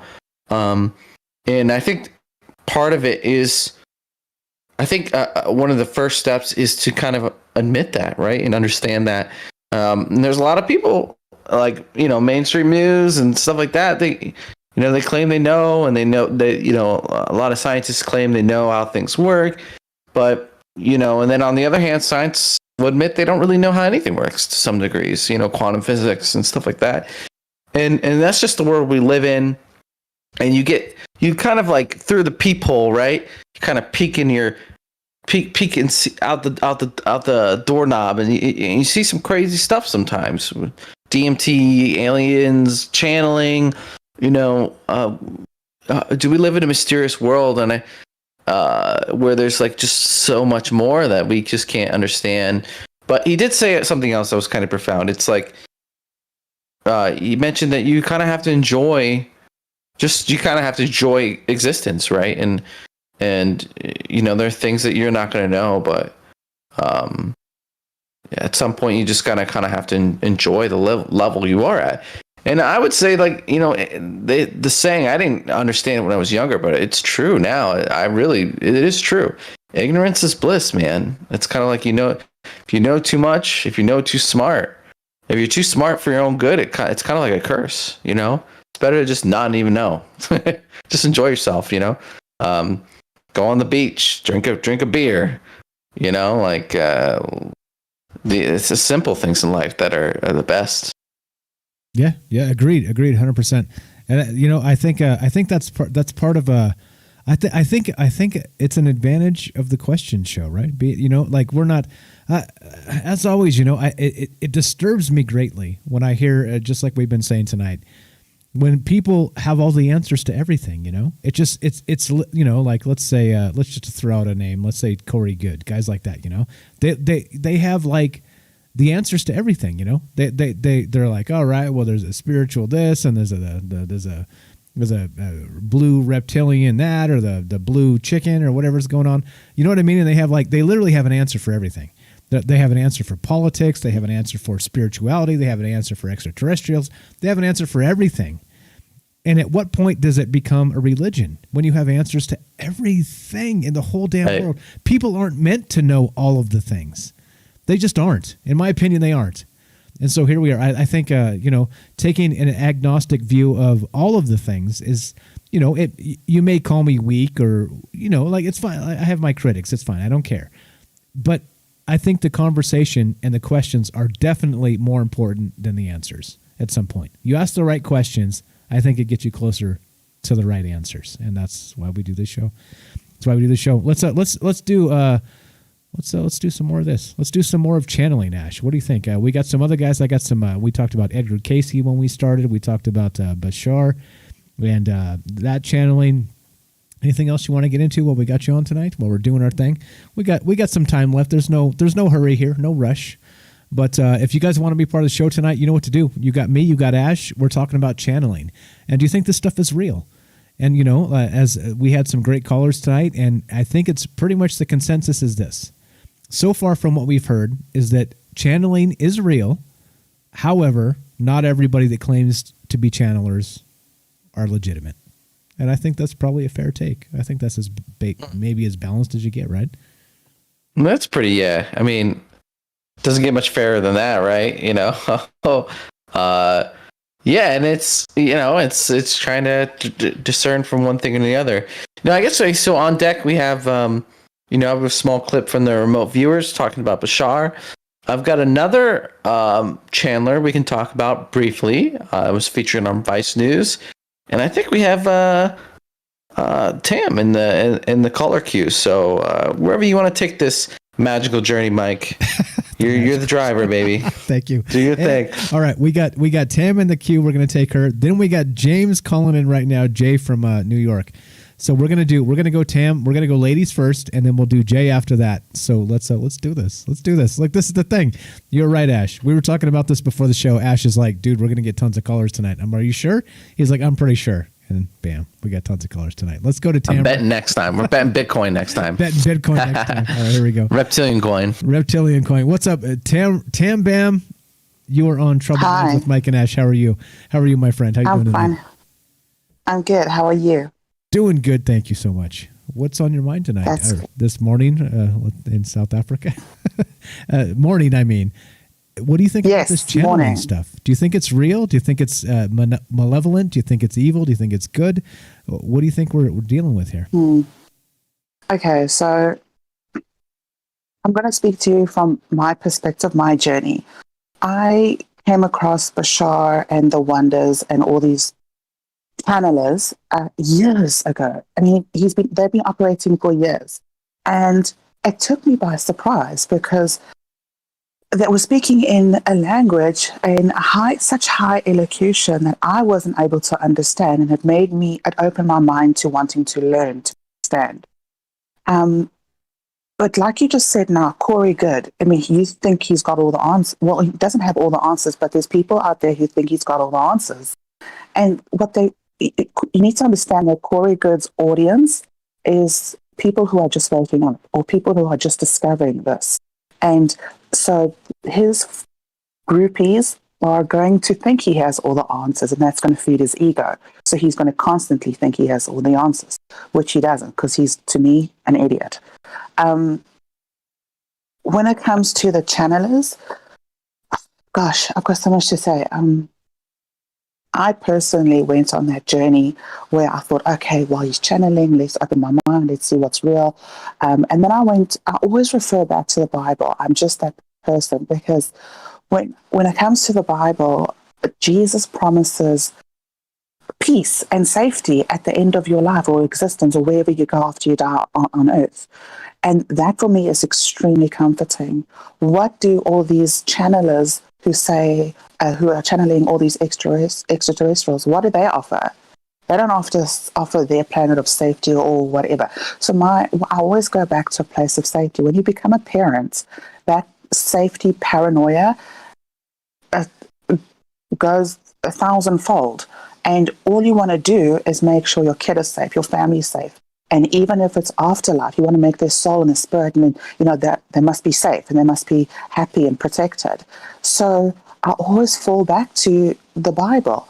And yes, Muhammad came, and whatever they believe is fantastic, and whatever your choice. But in my journey, I will always fall back to Jesus, because that's the only place or any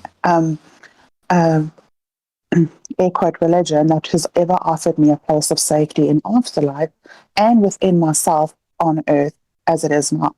I cannot rely on an extraterrestrial saying, come to my planet, whatever, you can have fun there. No, thanks. I need to follow where I know is a place of safety. I don't know if you understand what I'm saying. I do actually. Hold on. Makes sense? So yeah, hold on. So what you're saying is that Jesus spoke to the human condition, all right? And that we're people. And so as people, we relate to that human condition and that message, right? And so Jesus being a creator and part of that creation trinity actually is speaking to us as not just, flesh and blood, but also as a spiritual human, instead of these other things that could be multidimensional.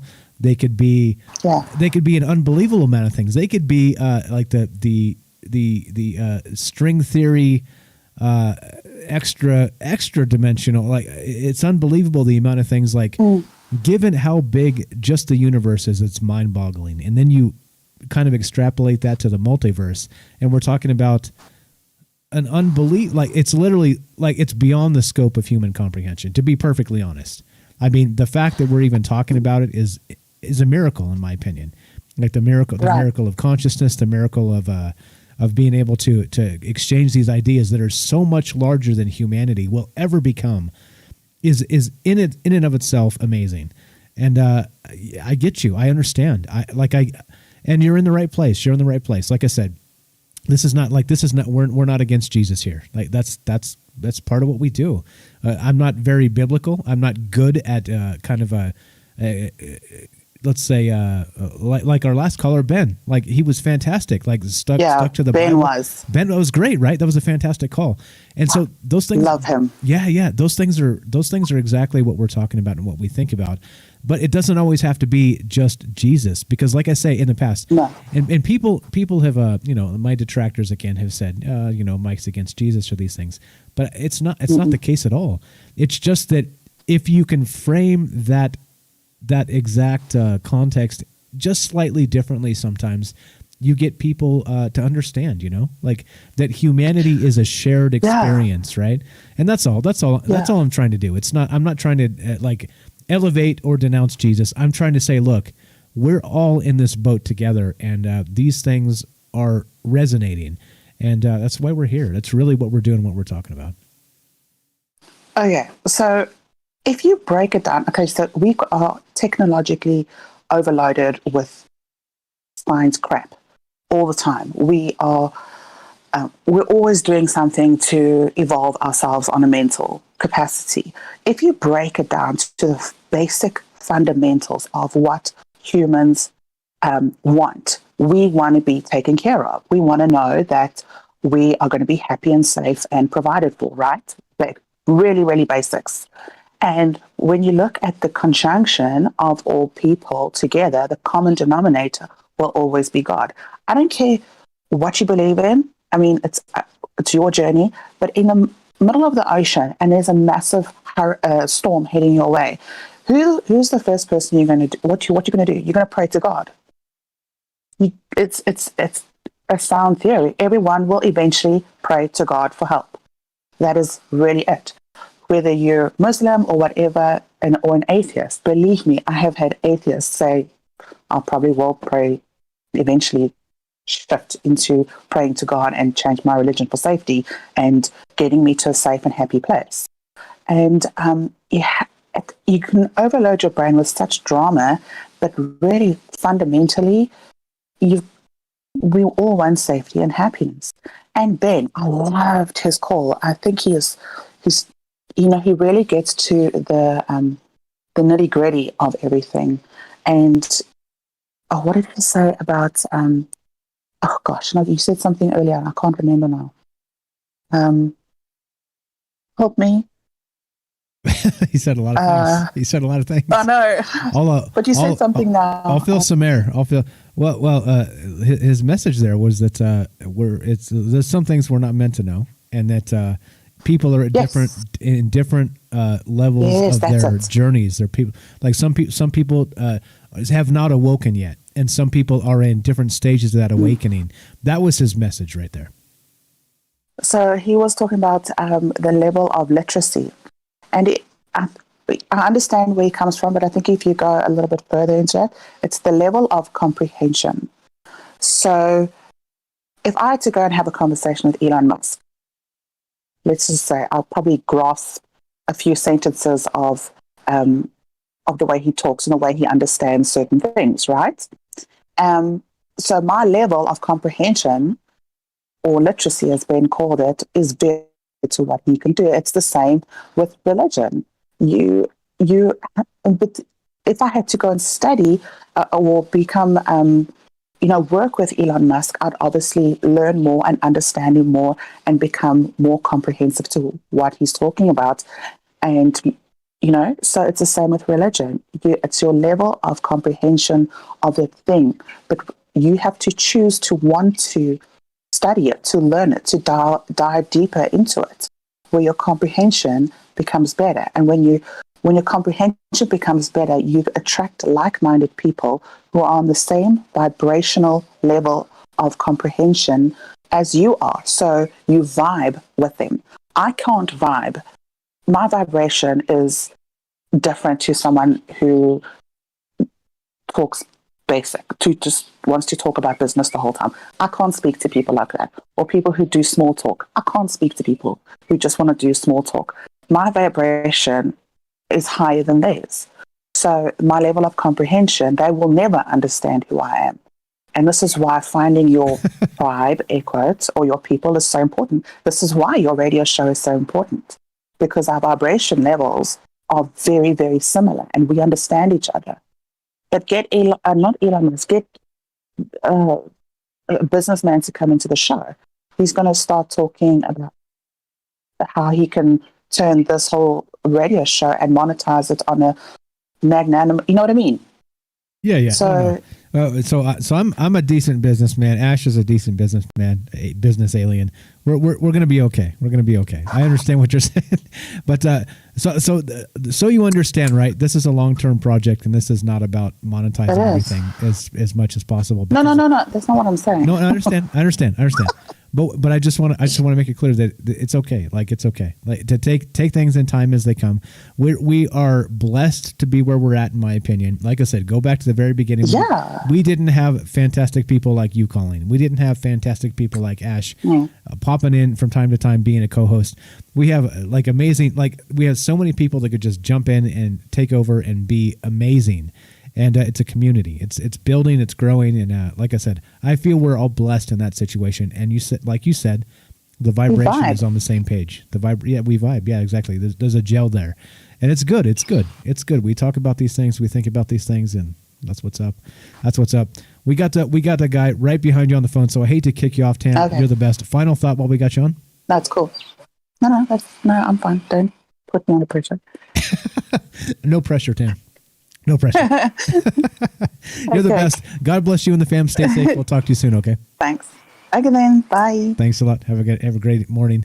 All right. There you go. Quick before we go to Jay on the phone there, Ash. Comments on that, on the call from Tam? No, it's always I love Tam. I love it when she calls in. We're all just jiving. We're on the same wavelength. We've cast aside our certainty, and we have our doubts, right? And we're trying to figure out for ourselves. And anyone who's doing that gets my respect. And it's tough.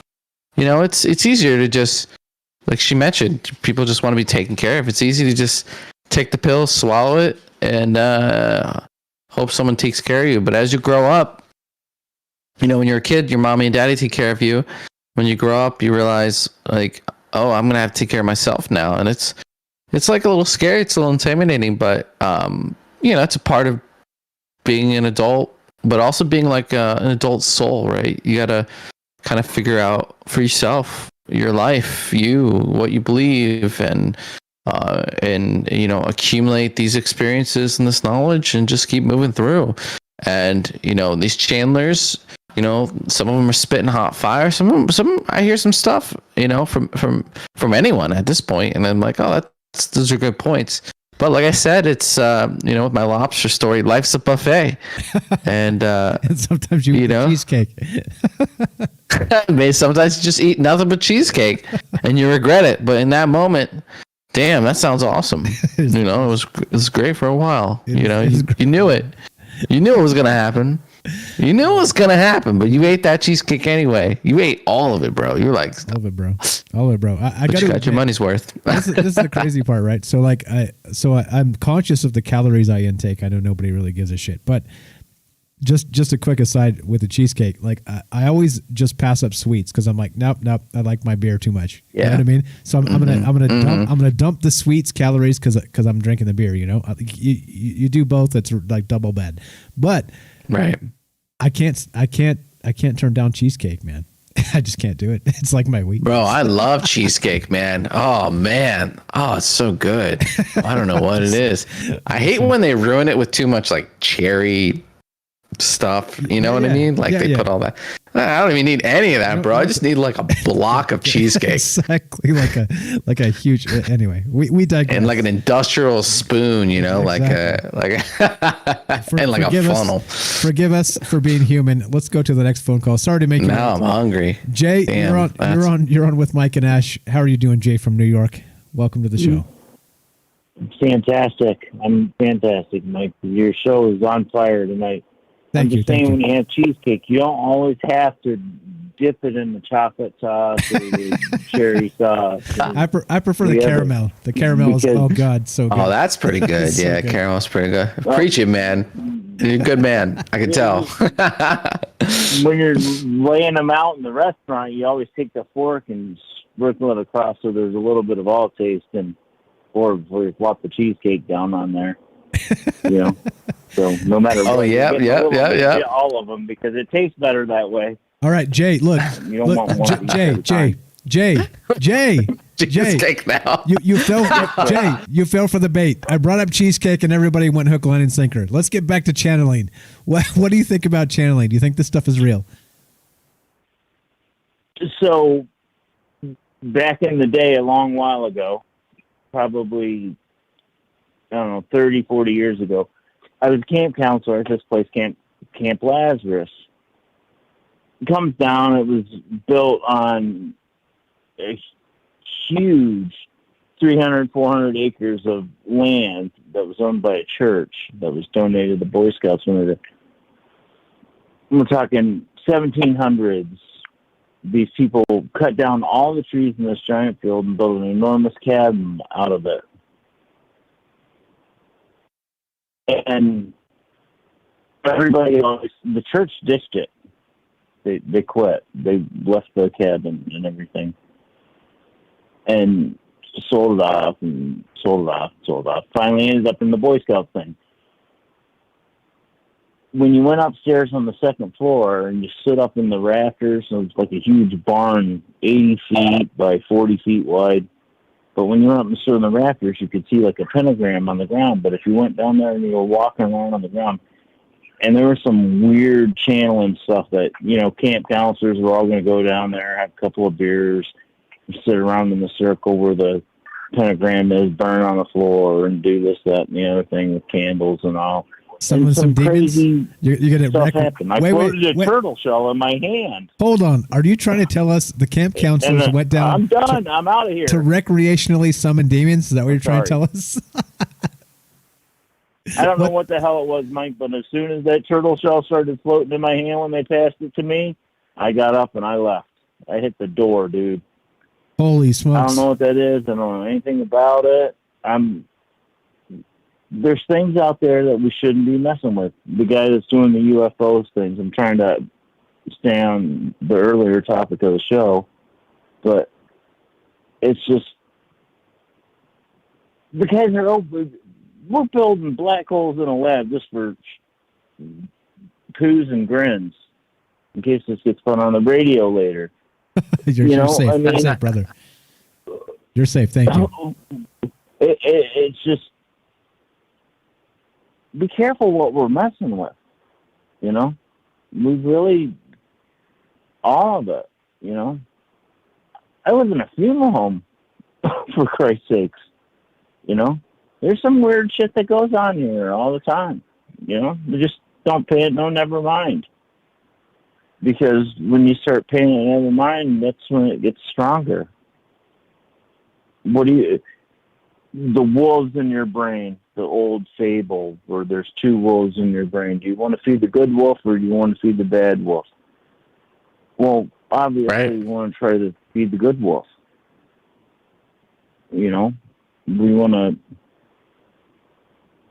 do good and what it is, whether it is, giving you an extra thumbs up on your show so you get the likes, so you get on the Fringe FM or whatever, Yeah, the guy's cool, man. He's got a nice show. Joe from Florida calls in. Tam comments.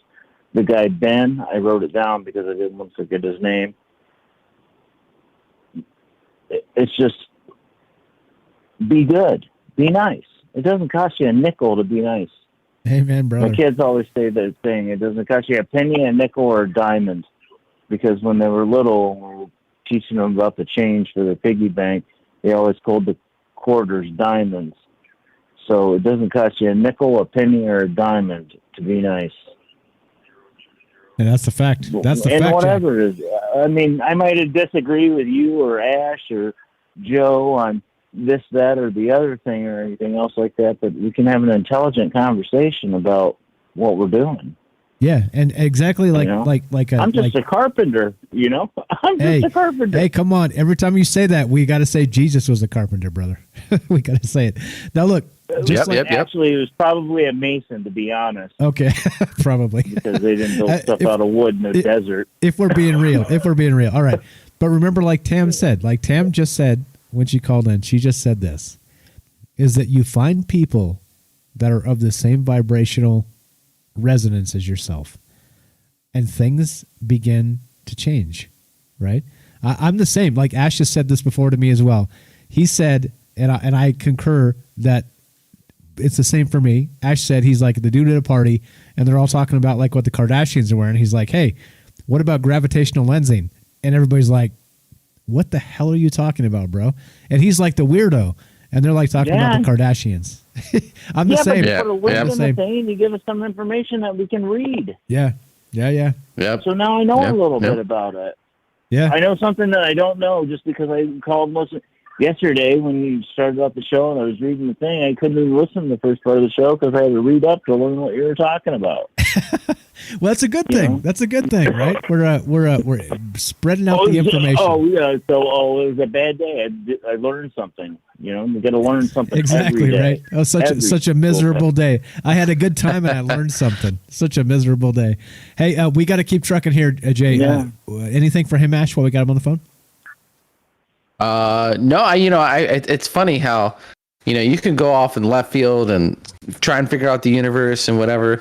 But I think you summed it up pretty good, man. Just try and be good, just be a good person, do good in life. And that's the energy you put out there. And hopefully, you can get that back, right? Keep it simple. Carpenter simple, right? It's not that simple.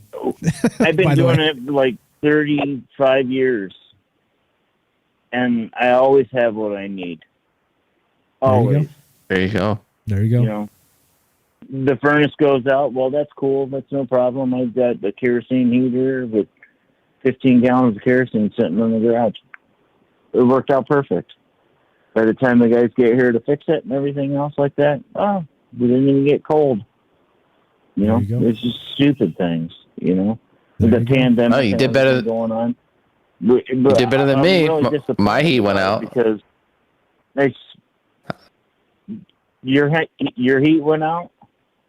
Yeah, my boiler went out, and I had someone try to fix it, and they're like, "Nope, can't fix it," and we were just cold for a few days.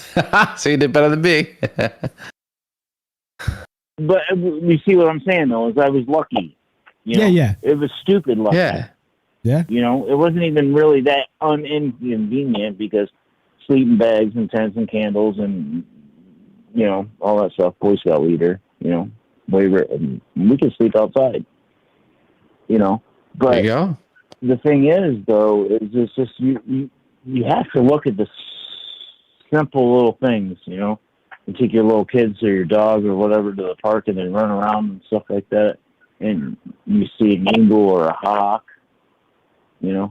Remember, the whole thing where we're going with, getting assimilated yesterday's conversation and stuff like that. Yeah, I want flamethrower arms because that would just be cool.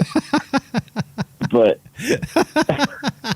it would. That'd be pretty cool. That'd be sick. That'd be sick. One. Just one. Exactly. No, hold on. No, I'm not going to go there. I'll go with arms. All right. All right, Jay, you're the best. Hey, this is the thing, guys. This is the thing. We're in our own vibrational frequency. We're gelling together, and this is amazing. I appreciate everybody listening. Thank you so much for the call, Jay. I know we'll talk to you soon. God bless you and the family. I got to tell you something before we go. Yeah, go. 3698 is the pin. 3698 is the pin on the black card. I can't get it to work. Okay, thank you. I sent it to you. Okay, thank you. I appreciate that. They're both worth the same. I appreciate that. I appreciate that. I'm going to type that in. I'm going to type that in right now. Enjoy a good dinner with Mrs. Strange. Really, you're working your ass off. 3698. I typed it in. I appreciate it. Thank you so much. Thank you so much, Jay. He's sending me a gift card. Thank you, Jay. I can't thank you enough. Oh, is that what it was? I was like, what is that number? I feel like one day in my life, I'm gonna get to a code. I'm gonna be like go down to like a staircase.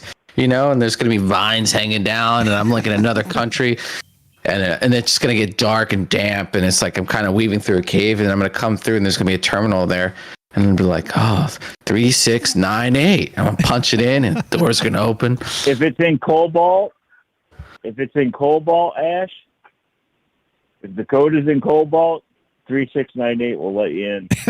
That's been my pen forever. You're gonna drive me crazy now. And you're gonna have to change your pin though. You're gonna have to. And now you're gonna change your pin.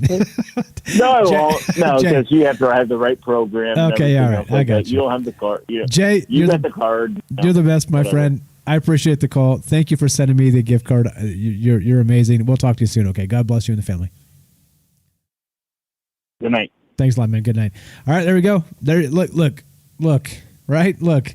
It's unbelievable, right? Like literally, we start this show every night and we're like, all right, sometimes, you never know what you're going to get. Other times, you get some amazing shit. And it seems to be the same thing every day. Great people calling, great people with the same energy, great people understanding what we're really trying to do here. And we're all in the same boat, aren't we? I mean, humanity is a thing. And that's really the conversation. I don't know.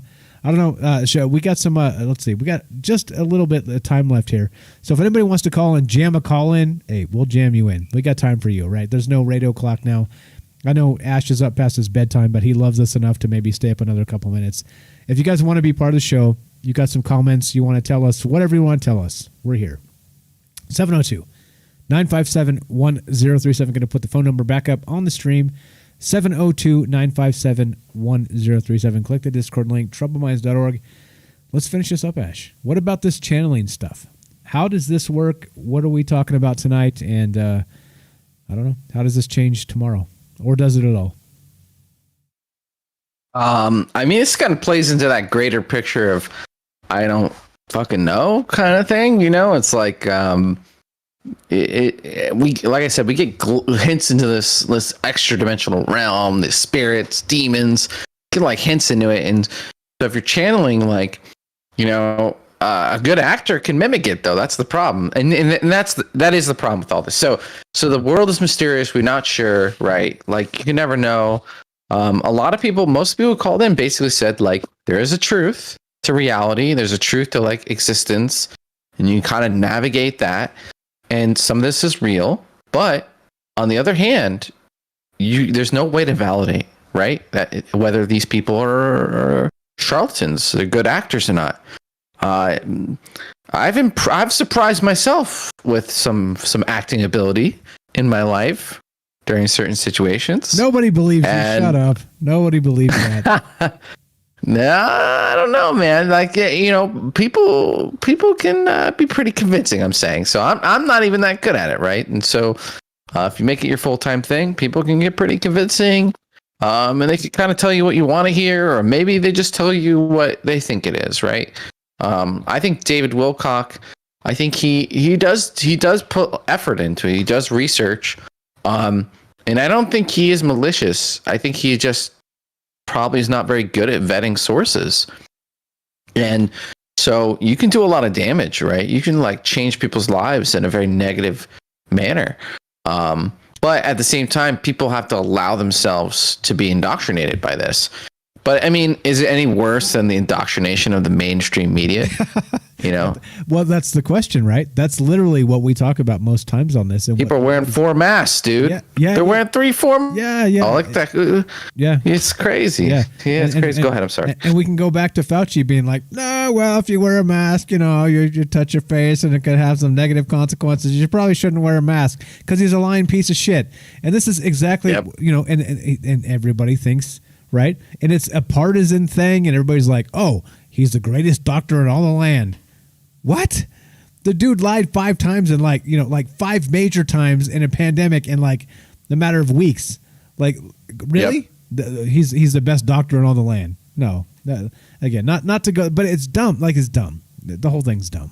The whole thing is dumb. Right. And we are just whatever. Not to devolve it into that, but holy shit. No, but Mike, it's frustrating. I had an argument recently last week with specific someone, and I could tell they were so indoctrinated that they had not, we're the caller said, we're all different levels of development, we're all different levels of proficiency of knowing, and this person was like super beginner, and I probably should have more patience. But I already knew where the conversation was going to go and what they were. It's tough because I don't know about you guys, but I feel like this pressure. It's kind of like the more I like go off on my own, the more I feel the pressure in different ways to be conform to the mainstream narrative. Do you know what I'm saying? Like, it's easier to just put the mask on, take the vaccine, shut up the butt, up. whatever. Shut the fuck up. And conform. Like, yeah. Someone asked me, like, what do you think about aliens? And I was like, My face was like, maybe. I knew better. I know better now. I'm just like, oh, maybe. It's bait. That's it's bait, dude. It's bait. Yeah, right. Yeah, but if I go full like 1 hour rant about mantis aliens, like that person's gonna look like crazy.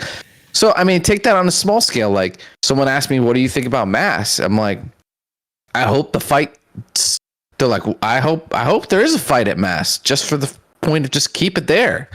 You know, I don't want it to go any further than that, right? I don't want. Like I said, I don't want to have a vaccine in my arm and I'm microchipped and I can't go do anything. And like, these are things that are on the, like, it doesn't, it's not, you're not crazy because you think, you read the documents, you see this stuff and you're like, you know, these people want this. It doesn't mean it's going to happen, but it's what they want. And so you could just be smart 5 steps ahead.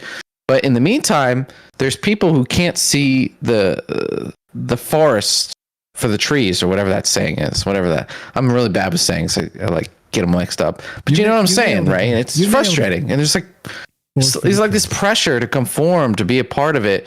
And the more you kind of go off on your own path, it's better for you individually, and it's more fulfilling. But it's also like it's harder to kind of like participate with the normal. So anyway, I'm sorry, I'm venting. I don't even know how we got here. You're good, bro. I don't know either. Sometimes that happens. That's what happens when you have a talk show, right? It's like stream of consciousness. Sometimes, like I start here and I end there, and I'm like, shit, how did I get here? But it kind of doesn't matter because hopefully people are out there listening. They understand how you got there. But okay, it doesn't, like, this stuff doesn't matter. I mean, it does, but it kind of doesn't too. Like, there's a lot of that is irrelevant. Let's say irrelevant because there are bigger questions. There are literally bigger questions, and that's why we're here. That's what we do, and so we're hoping to open up the conversation to some of these bigger questions, not just like in the consciousness world or just the metaphysical type. Again, some people just shit on it instantly and to be like, it's not science, back off. But hold on though. I like that voice. Right, you like that? I can make some. I can make some sick noises. Sherry's just here. She's still here. She's here just to hear Michael Strange make some crazy noises. Yeah, there's Sherry. Sherry, there you go. What's up, Sherry? I'm talking to you. I'll make some more crazy noises in just a sec. But that's the thing, awesome. Right? It's like that's the thing. Like there are relevant things, but then there are things that are larger, and the larger questions to me are far more important.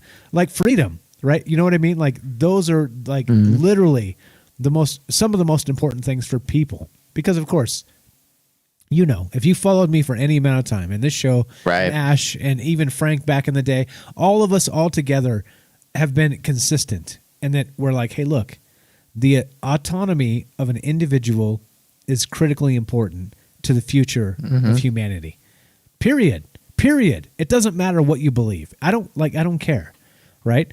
Like, and this is the thing, right? We have had our detractors. We had some people coming in the Discord and come and go, and they're like, just basic partisan assholes, basically. And they're like, right. Oh, you don't agree with me? You're a racist. No, fuck off, right. Really? Come on, really? Like, this is literally just brainwash central. And if that's your argument, it's binary straw man propaganda. 3 things. It's simple. Like, if you can't back up what you say with actual concise thoughts based in philosophy and the human condition, you're just spouting propaganda, regurgitating this stuff. That's what we're trying to avoid. That's what we're trying to avoid. This is not what this is about. It's not what this show's about. Right. Anyway, yeah. Anyway. We're and we're the opposite of that. Like, Mike, I mean, we try to be. We're not perfect, but we try to be. We're not definitely not perfect. I was not claiming that at all. Okay. But yeah. No, I agree with you. Yeah. But like freedom is important, right? And it's an investment, like in your fellow man and your fellow consciousness, that you are letting them go on their journey. It's kind of like, a teenager, you don't understand me, Dad. Like you're expecting that they're eventually going to become an adult, and between now and then they're going to learn and experience. And you can't have this like structure from the top down dictating people's lives. No, people need to go on their own journeys and learn, and that's what we're here for. We're bring it back to channeling. Like everyone called in and was like, yeah, it's probably real, but you notice no one was really like super sure of kind of like too much, right? And that's kind of like I think where we should be. I think that's good. And you know, we have these conversations, and a lot of interesting people are listening. And you know, this wouldn't be the same conversation 10 years ago, right? Without this kind of medium. Like, yeah, we had the radio, but now people are going to internet and watching YouTube videos and like kind of doing their own education. It's really awesome. Like, honestly, it's a really awesome time to be alive. Like, you can learn how to like parasail, learn all kinds of stuff, and enjoy this planet. I almost feel like this planet is heaven to some degree. If it's like reality is whatever you make it, you can make this place like a heaven for yourself. But there's kind of like the evils and life will drag you down. But without those kind of like hardships, those things in your way, there's no value to being happy, right? If everyone's just if like you snap your fingers, everyone has everything they want.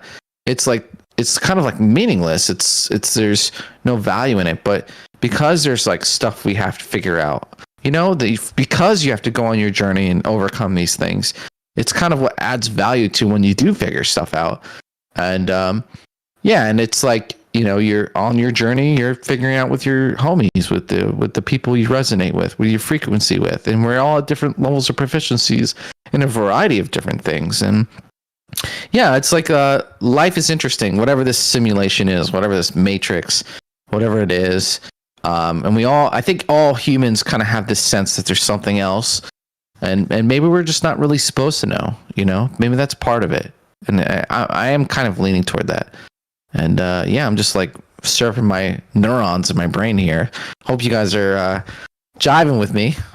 Let's hope you guys are out there. You're fine, brother. You're fine, brother. It's called stream of consciousness, right? You start one place, you end up in another place. You're like, how the fuck did I get here? And it's fine. It's literally, it's part of why, you know, like think about it. Think about a normal conversation with people, right?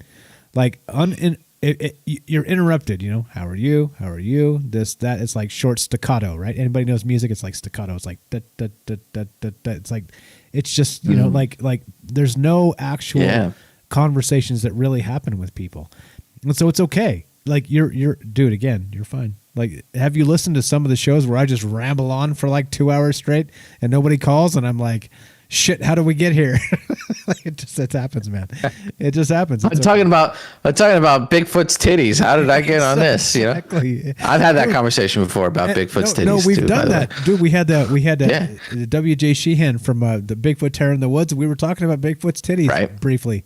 Yep. It's like, wait, in the 60s, how do you get a Bigfoot suit for one, and then second, how do you get a Bigfoot suit with breasts? You know what I mean? Yeah, like why pick the woman? Like why put titties on it? You know, yeah. Anyway, as we digress into and we're here back, and we're here at Bigfoot titties. Get here? How the hell did we get here again? I took us a hard left, bro. I just took this car. God damn it, Ash. I knocked you out, and I grabbed the wheel, and I drove us off a cliff. And you woke up like a week later. Yeah. And I'm like, Bigfoot titties. You're killing me, bro. You're killing me. All right. Now this is all right. You want to bring it back? What do you want to do here? We're going to finish this up. What do you want to do? We're done. We're going to finish this up. This is the thing. We're finishing it up. So, all right. So this is the thing, right? As we talk about all of this and all, again, this is, it seems like, right, because we have to end. We have to begin and we have to end because it's, you know, the human limitations and the show and we start here, we end there. But this is all one large conversation. Even from the very beginning, the very first time we got on this microphone and started talking about these things, this is the same conversation. It's all literally combined. And so it's about really raising human consciousness in some capacity. It's about waking people up and understanding that even though the media and the government and all the things, all the ineptitude that is out there and all the malevolent hate each other press that happens, we don't have to do any of that. We don't have to accept any of that. We don't have to accept partisan arguments. We don't have to accept any of that. They tell us that's where we need to begin and end. And I reject that notion entirely. And that's what this conversation is about. There are bigger things in this world than left and right, than blue and red. That shit is trash. Way bigger things to talk about. And that's where we're at. That's where we're at. You guys listening, us talking, having a big community, an open line, all of this. Just think, where do you find this? It's so rare anymore, and it's awful. And that's where we finish. Sean says this: positive energy is troubled minds radio.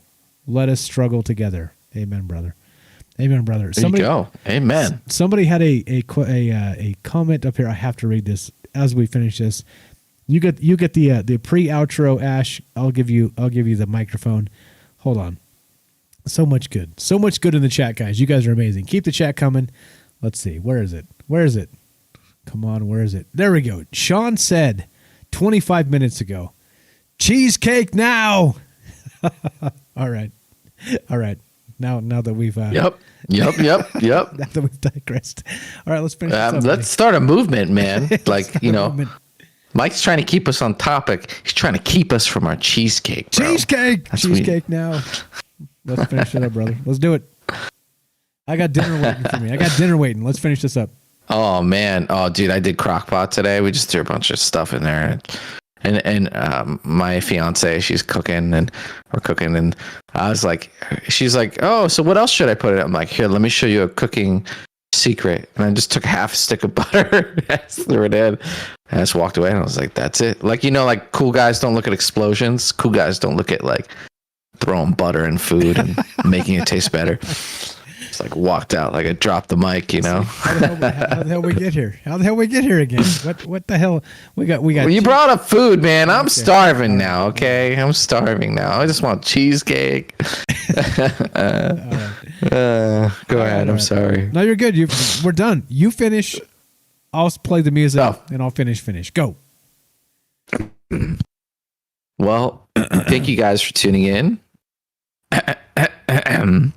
Thank you guys for tuning in. Thanks for joining us as we explore the craziness that is our world, our life. You have burning questions and thoughts in the back of your mind, harboring, growing, and this is a place where we can get those out, get those off your chest, explore reality, and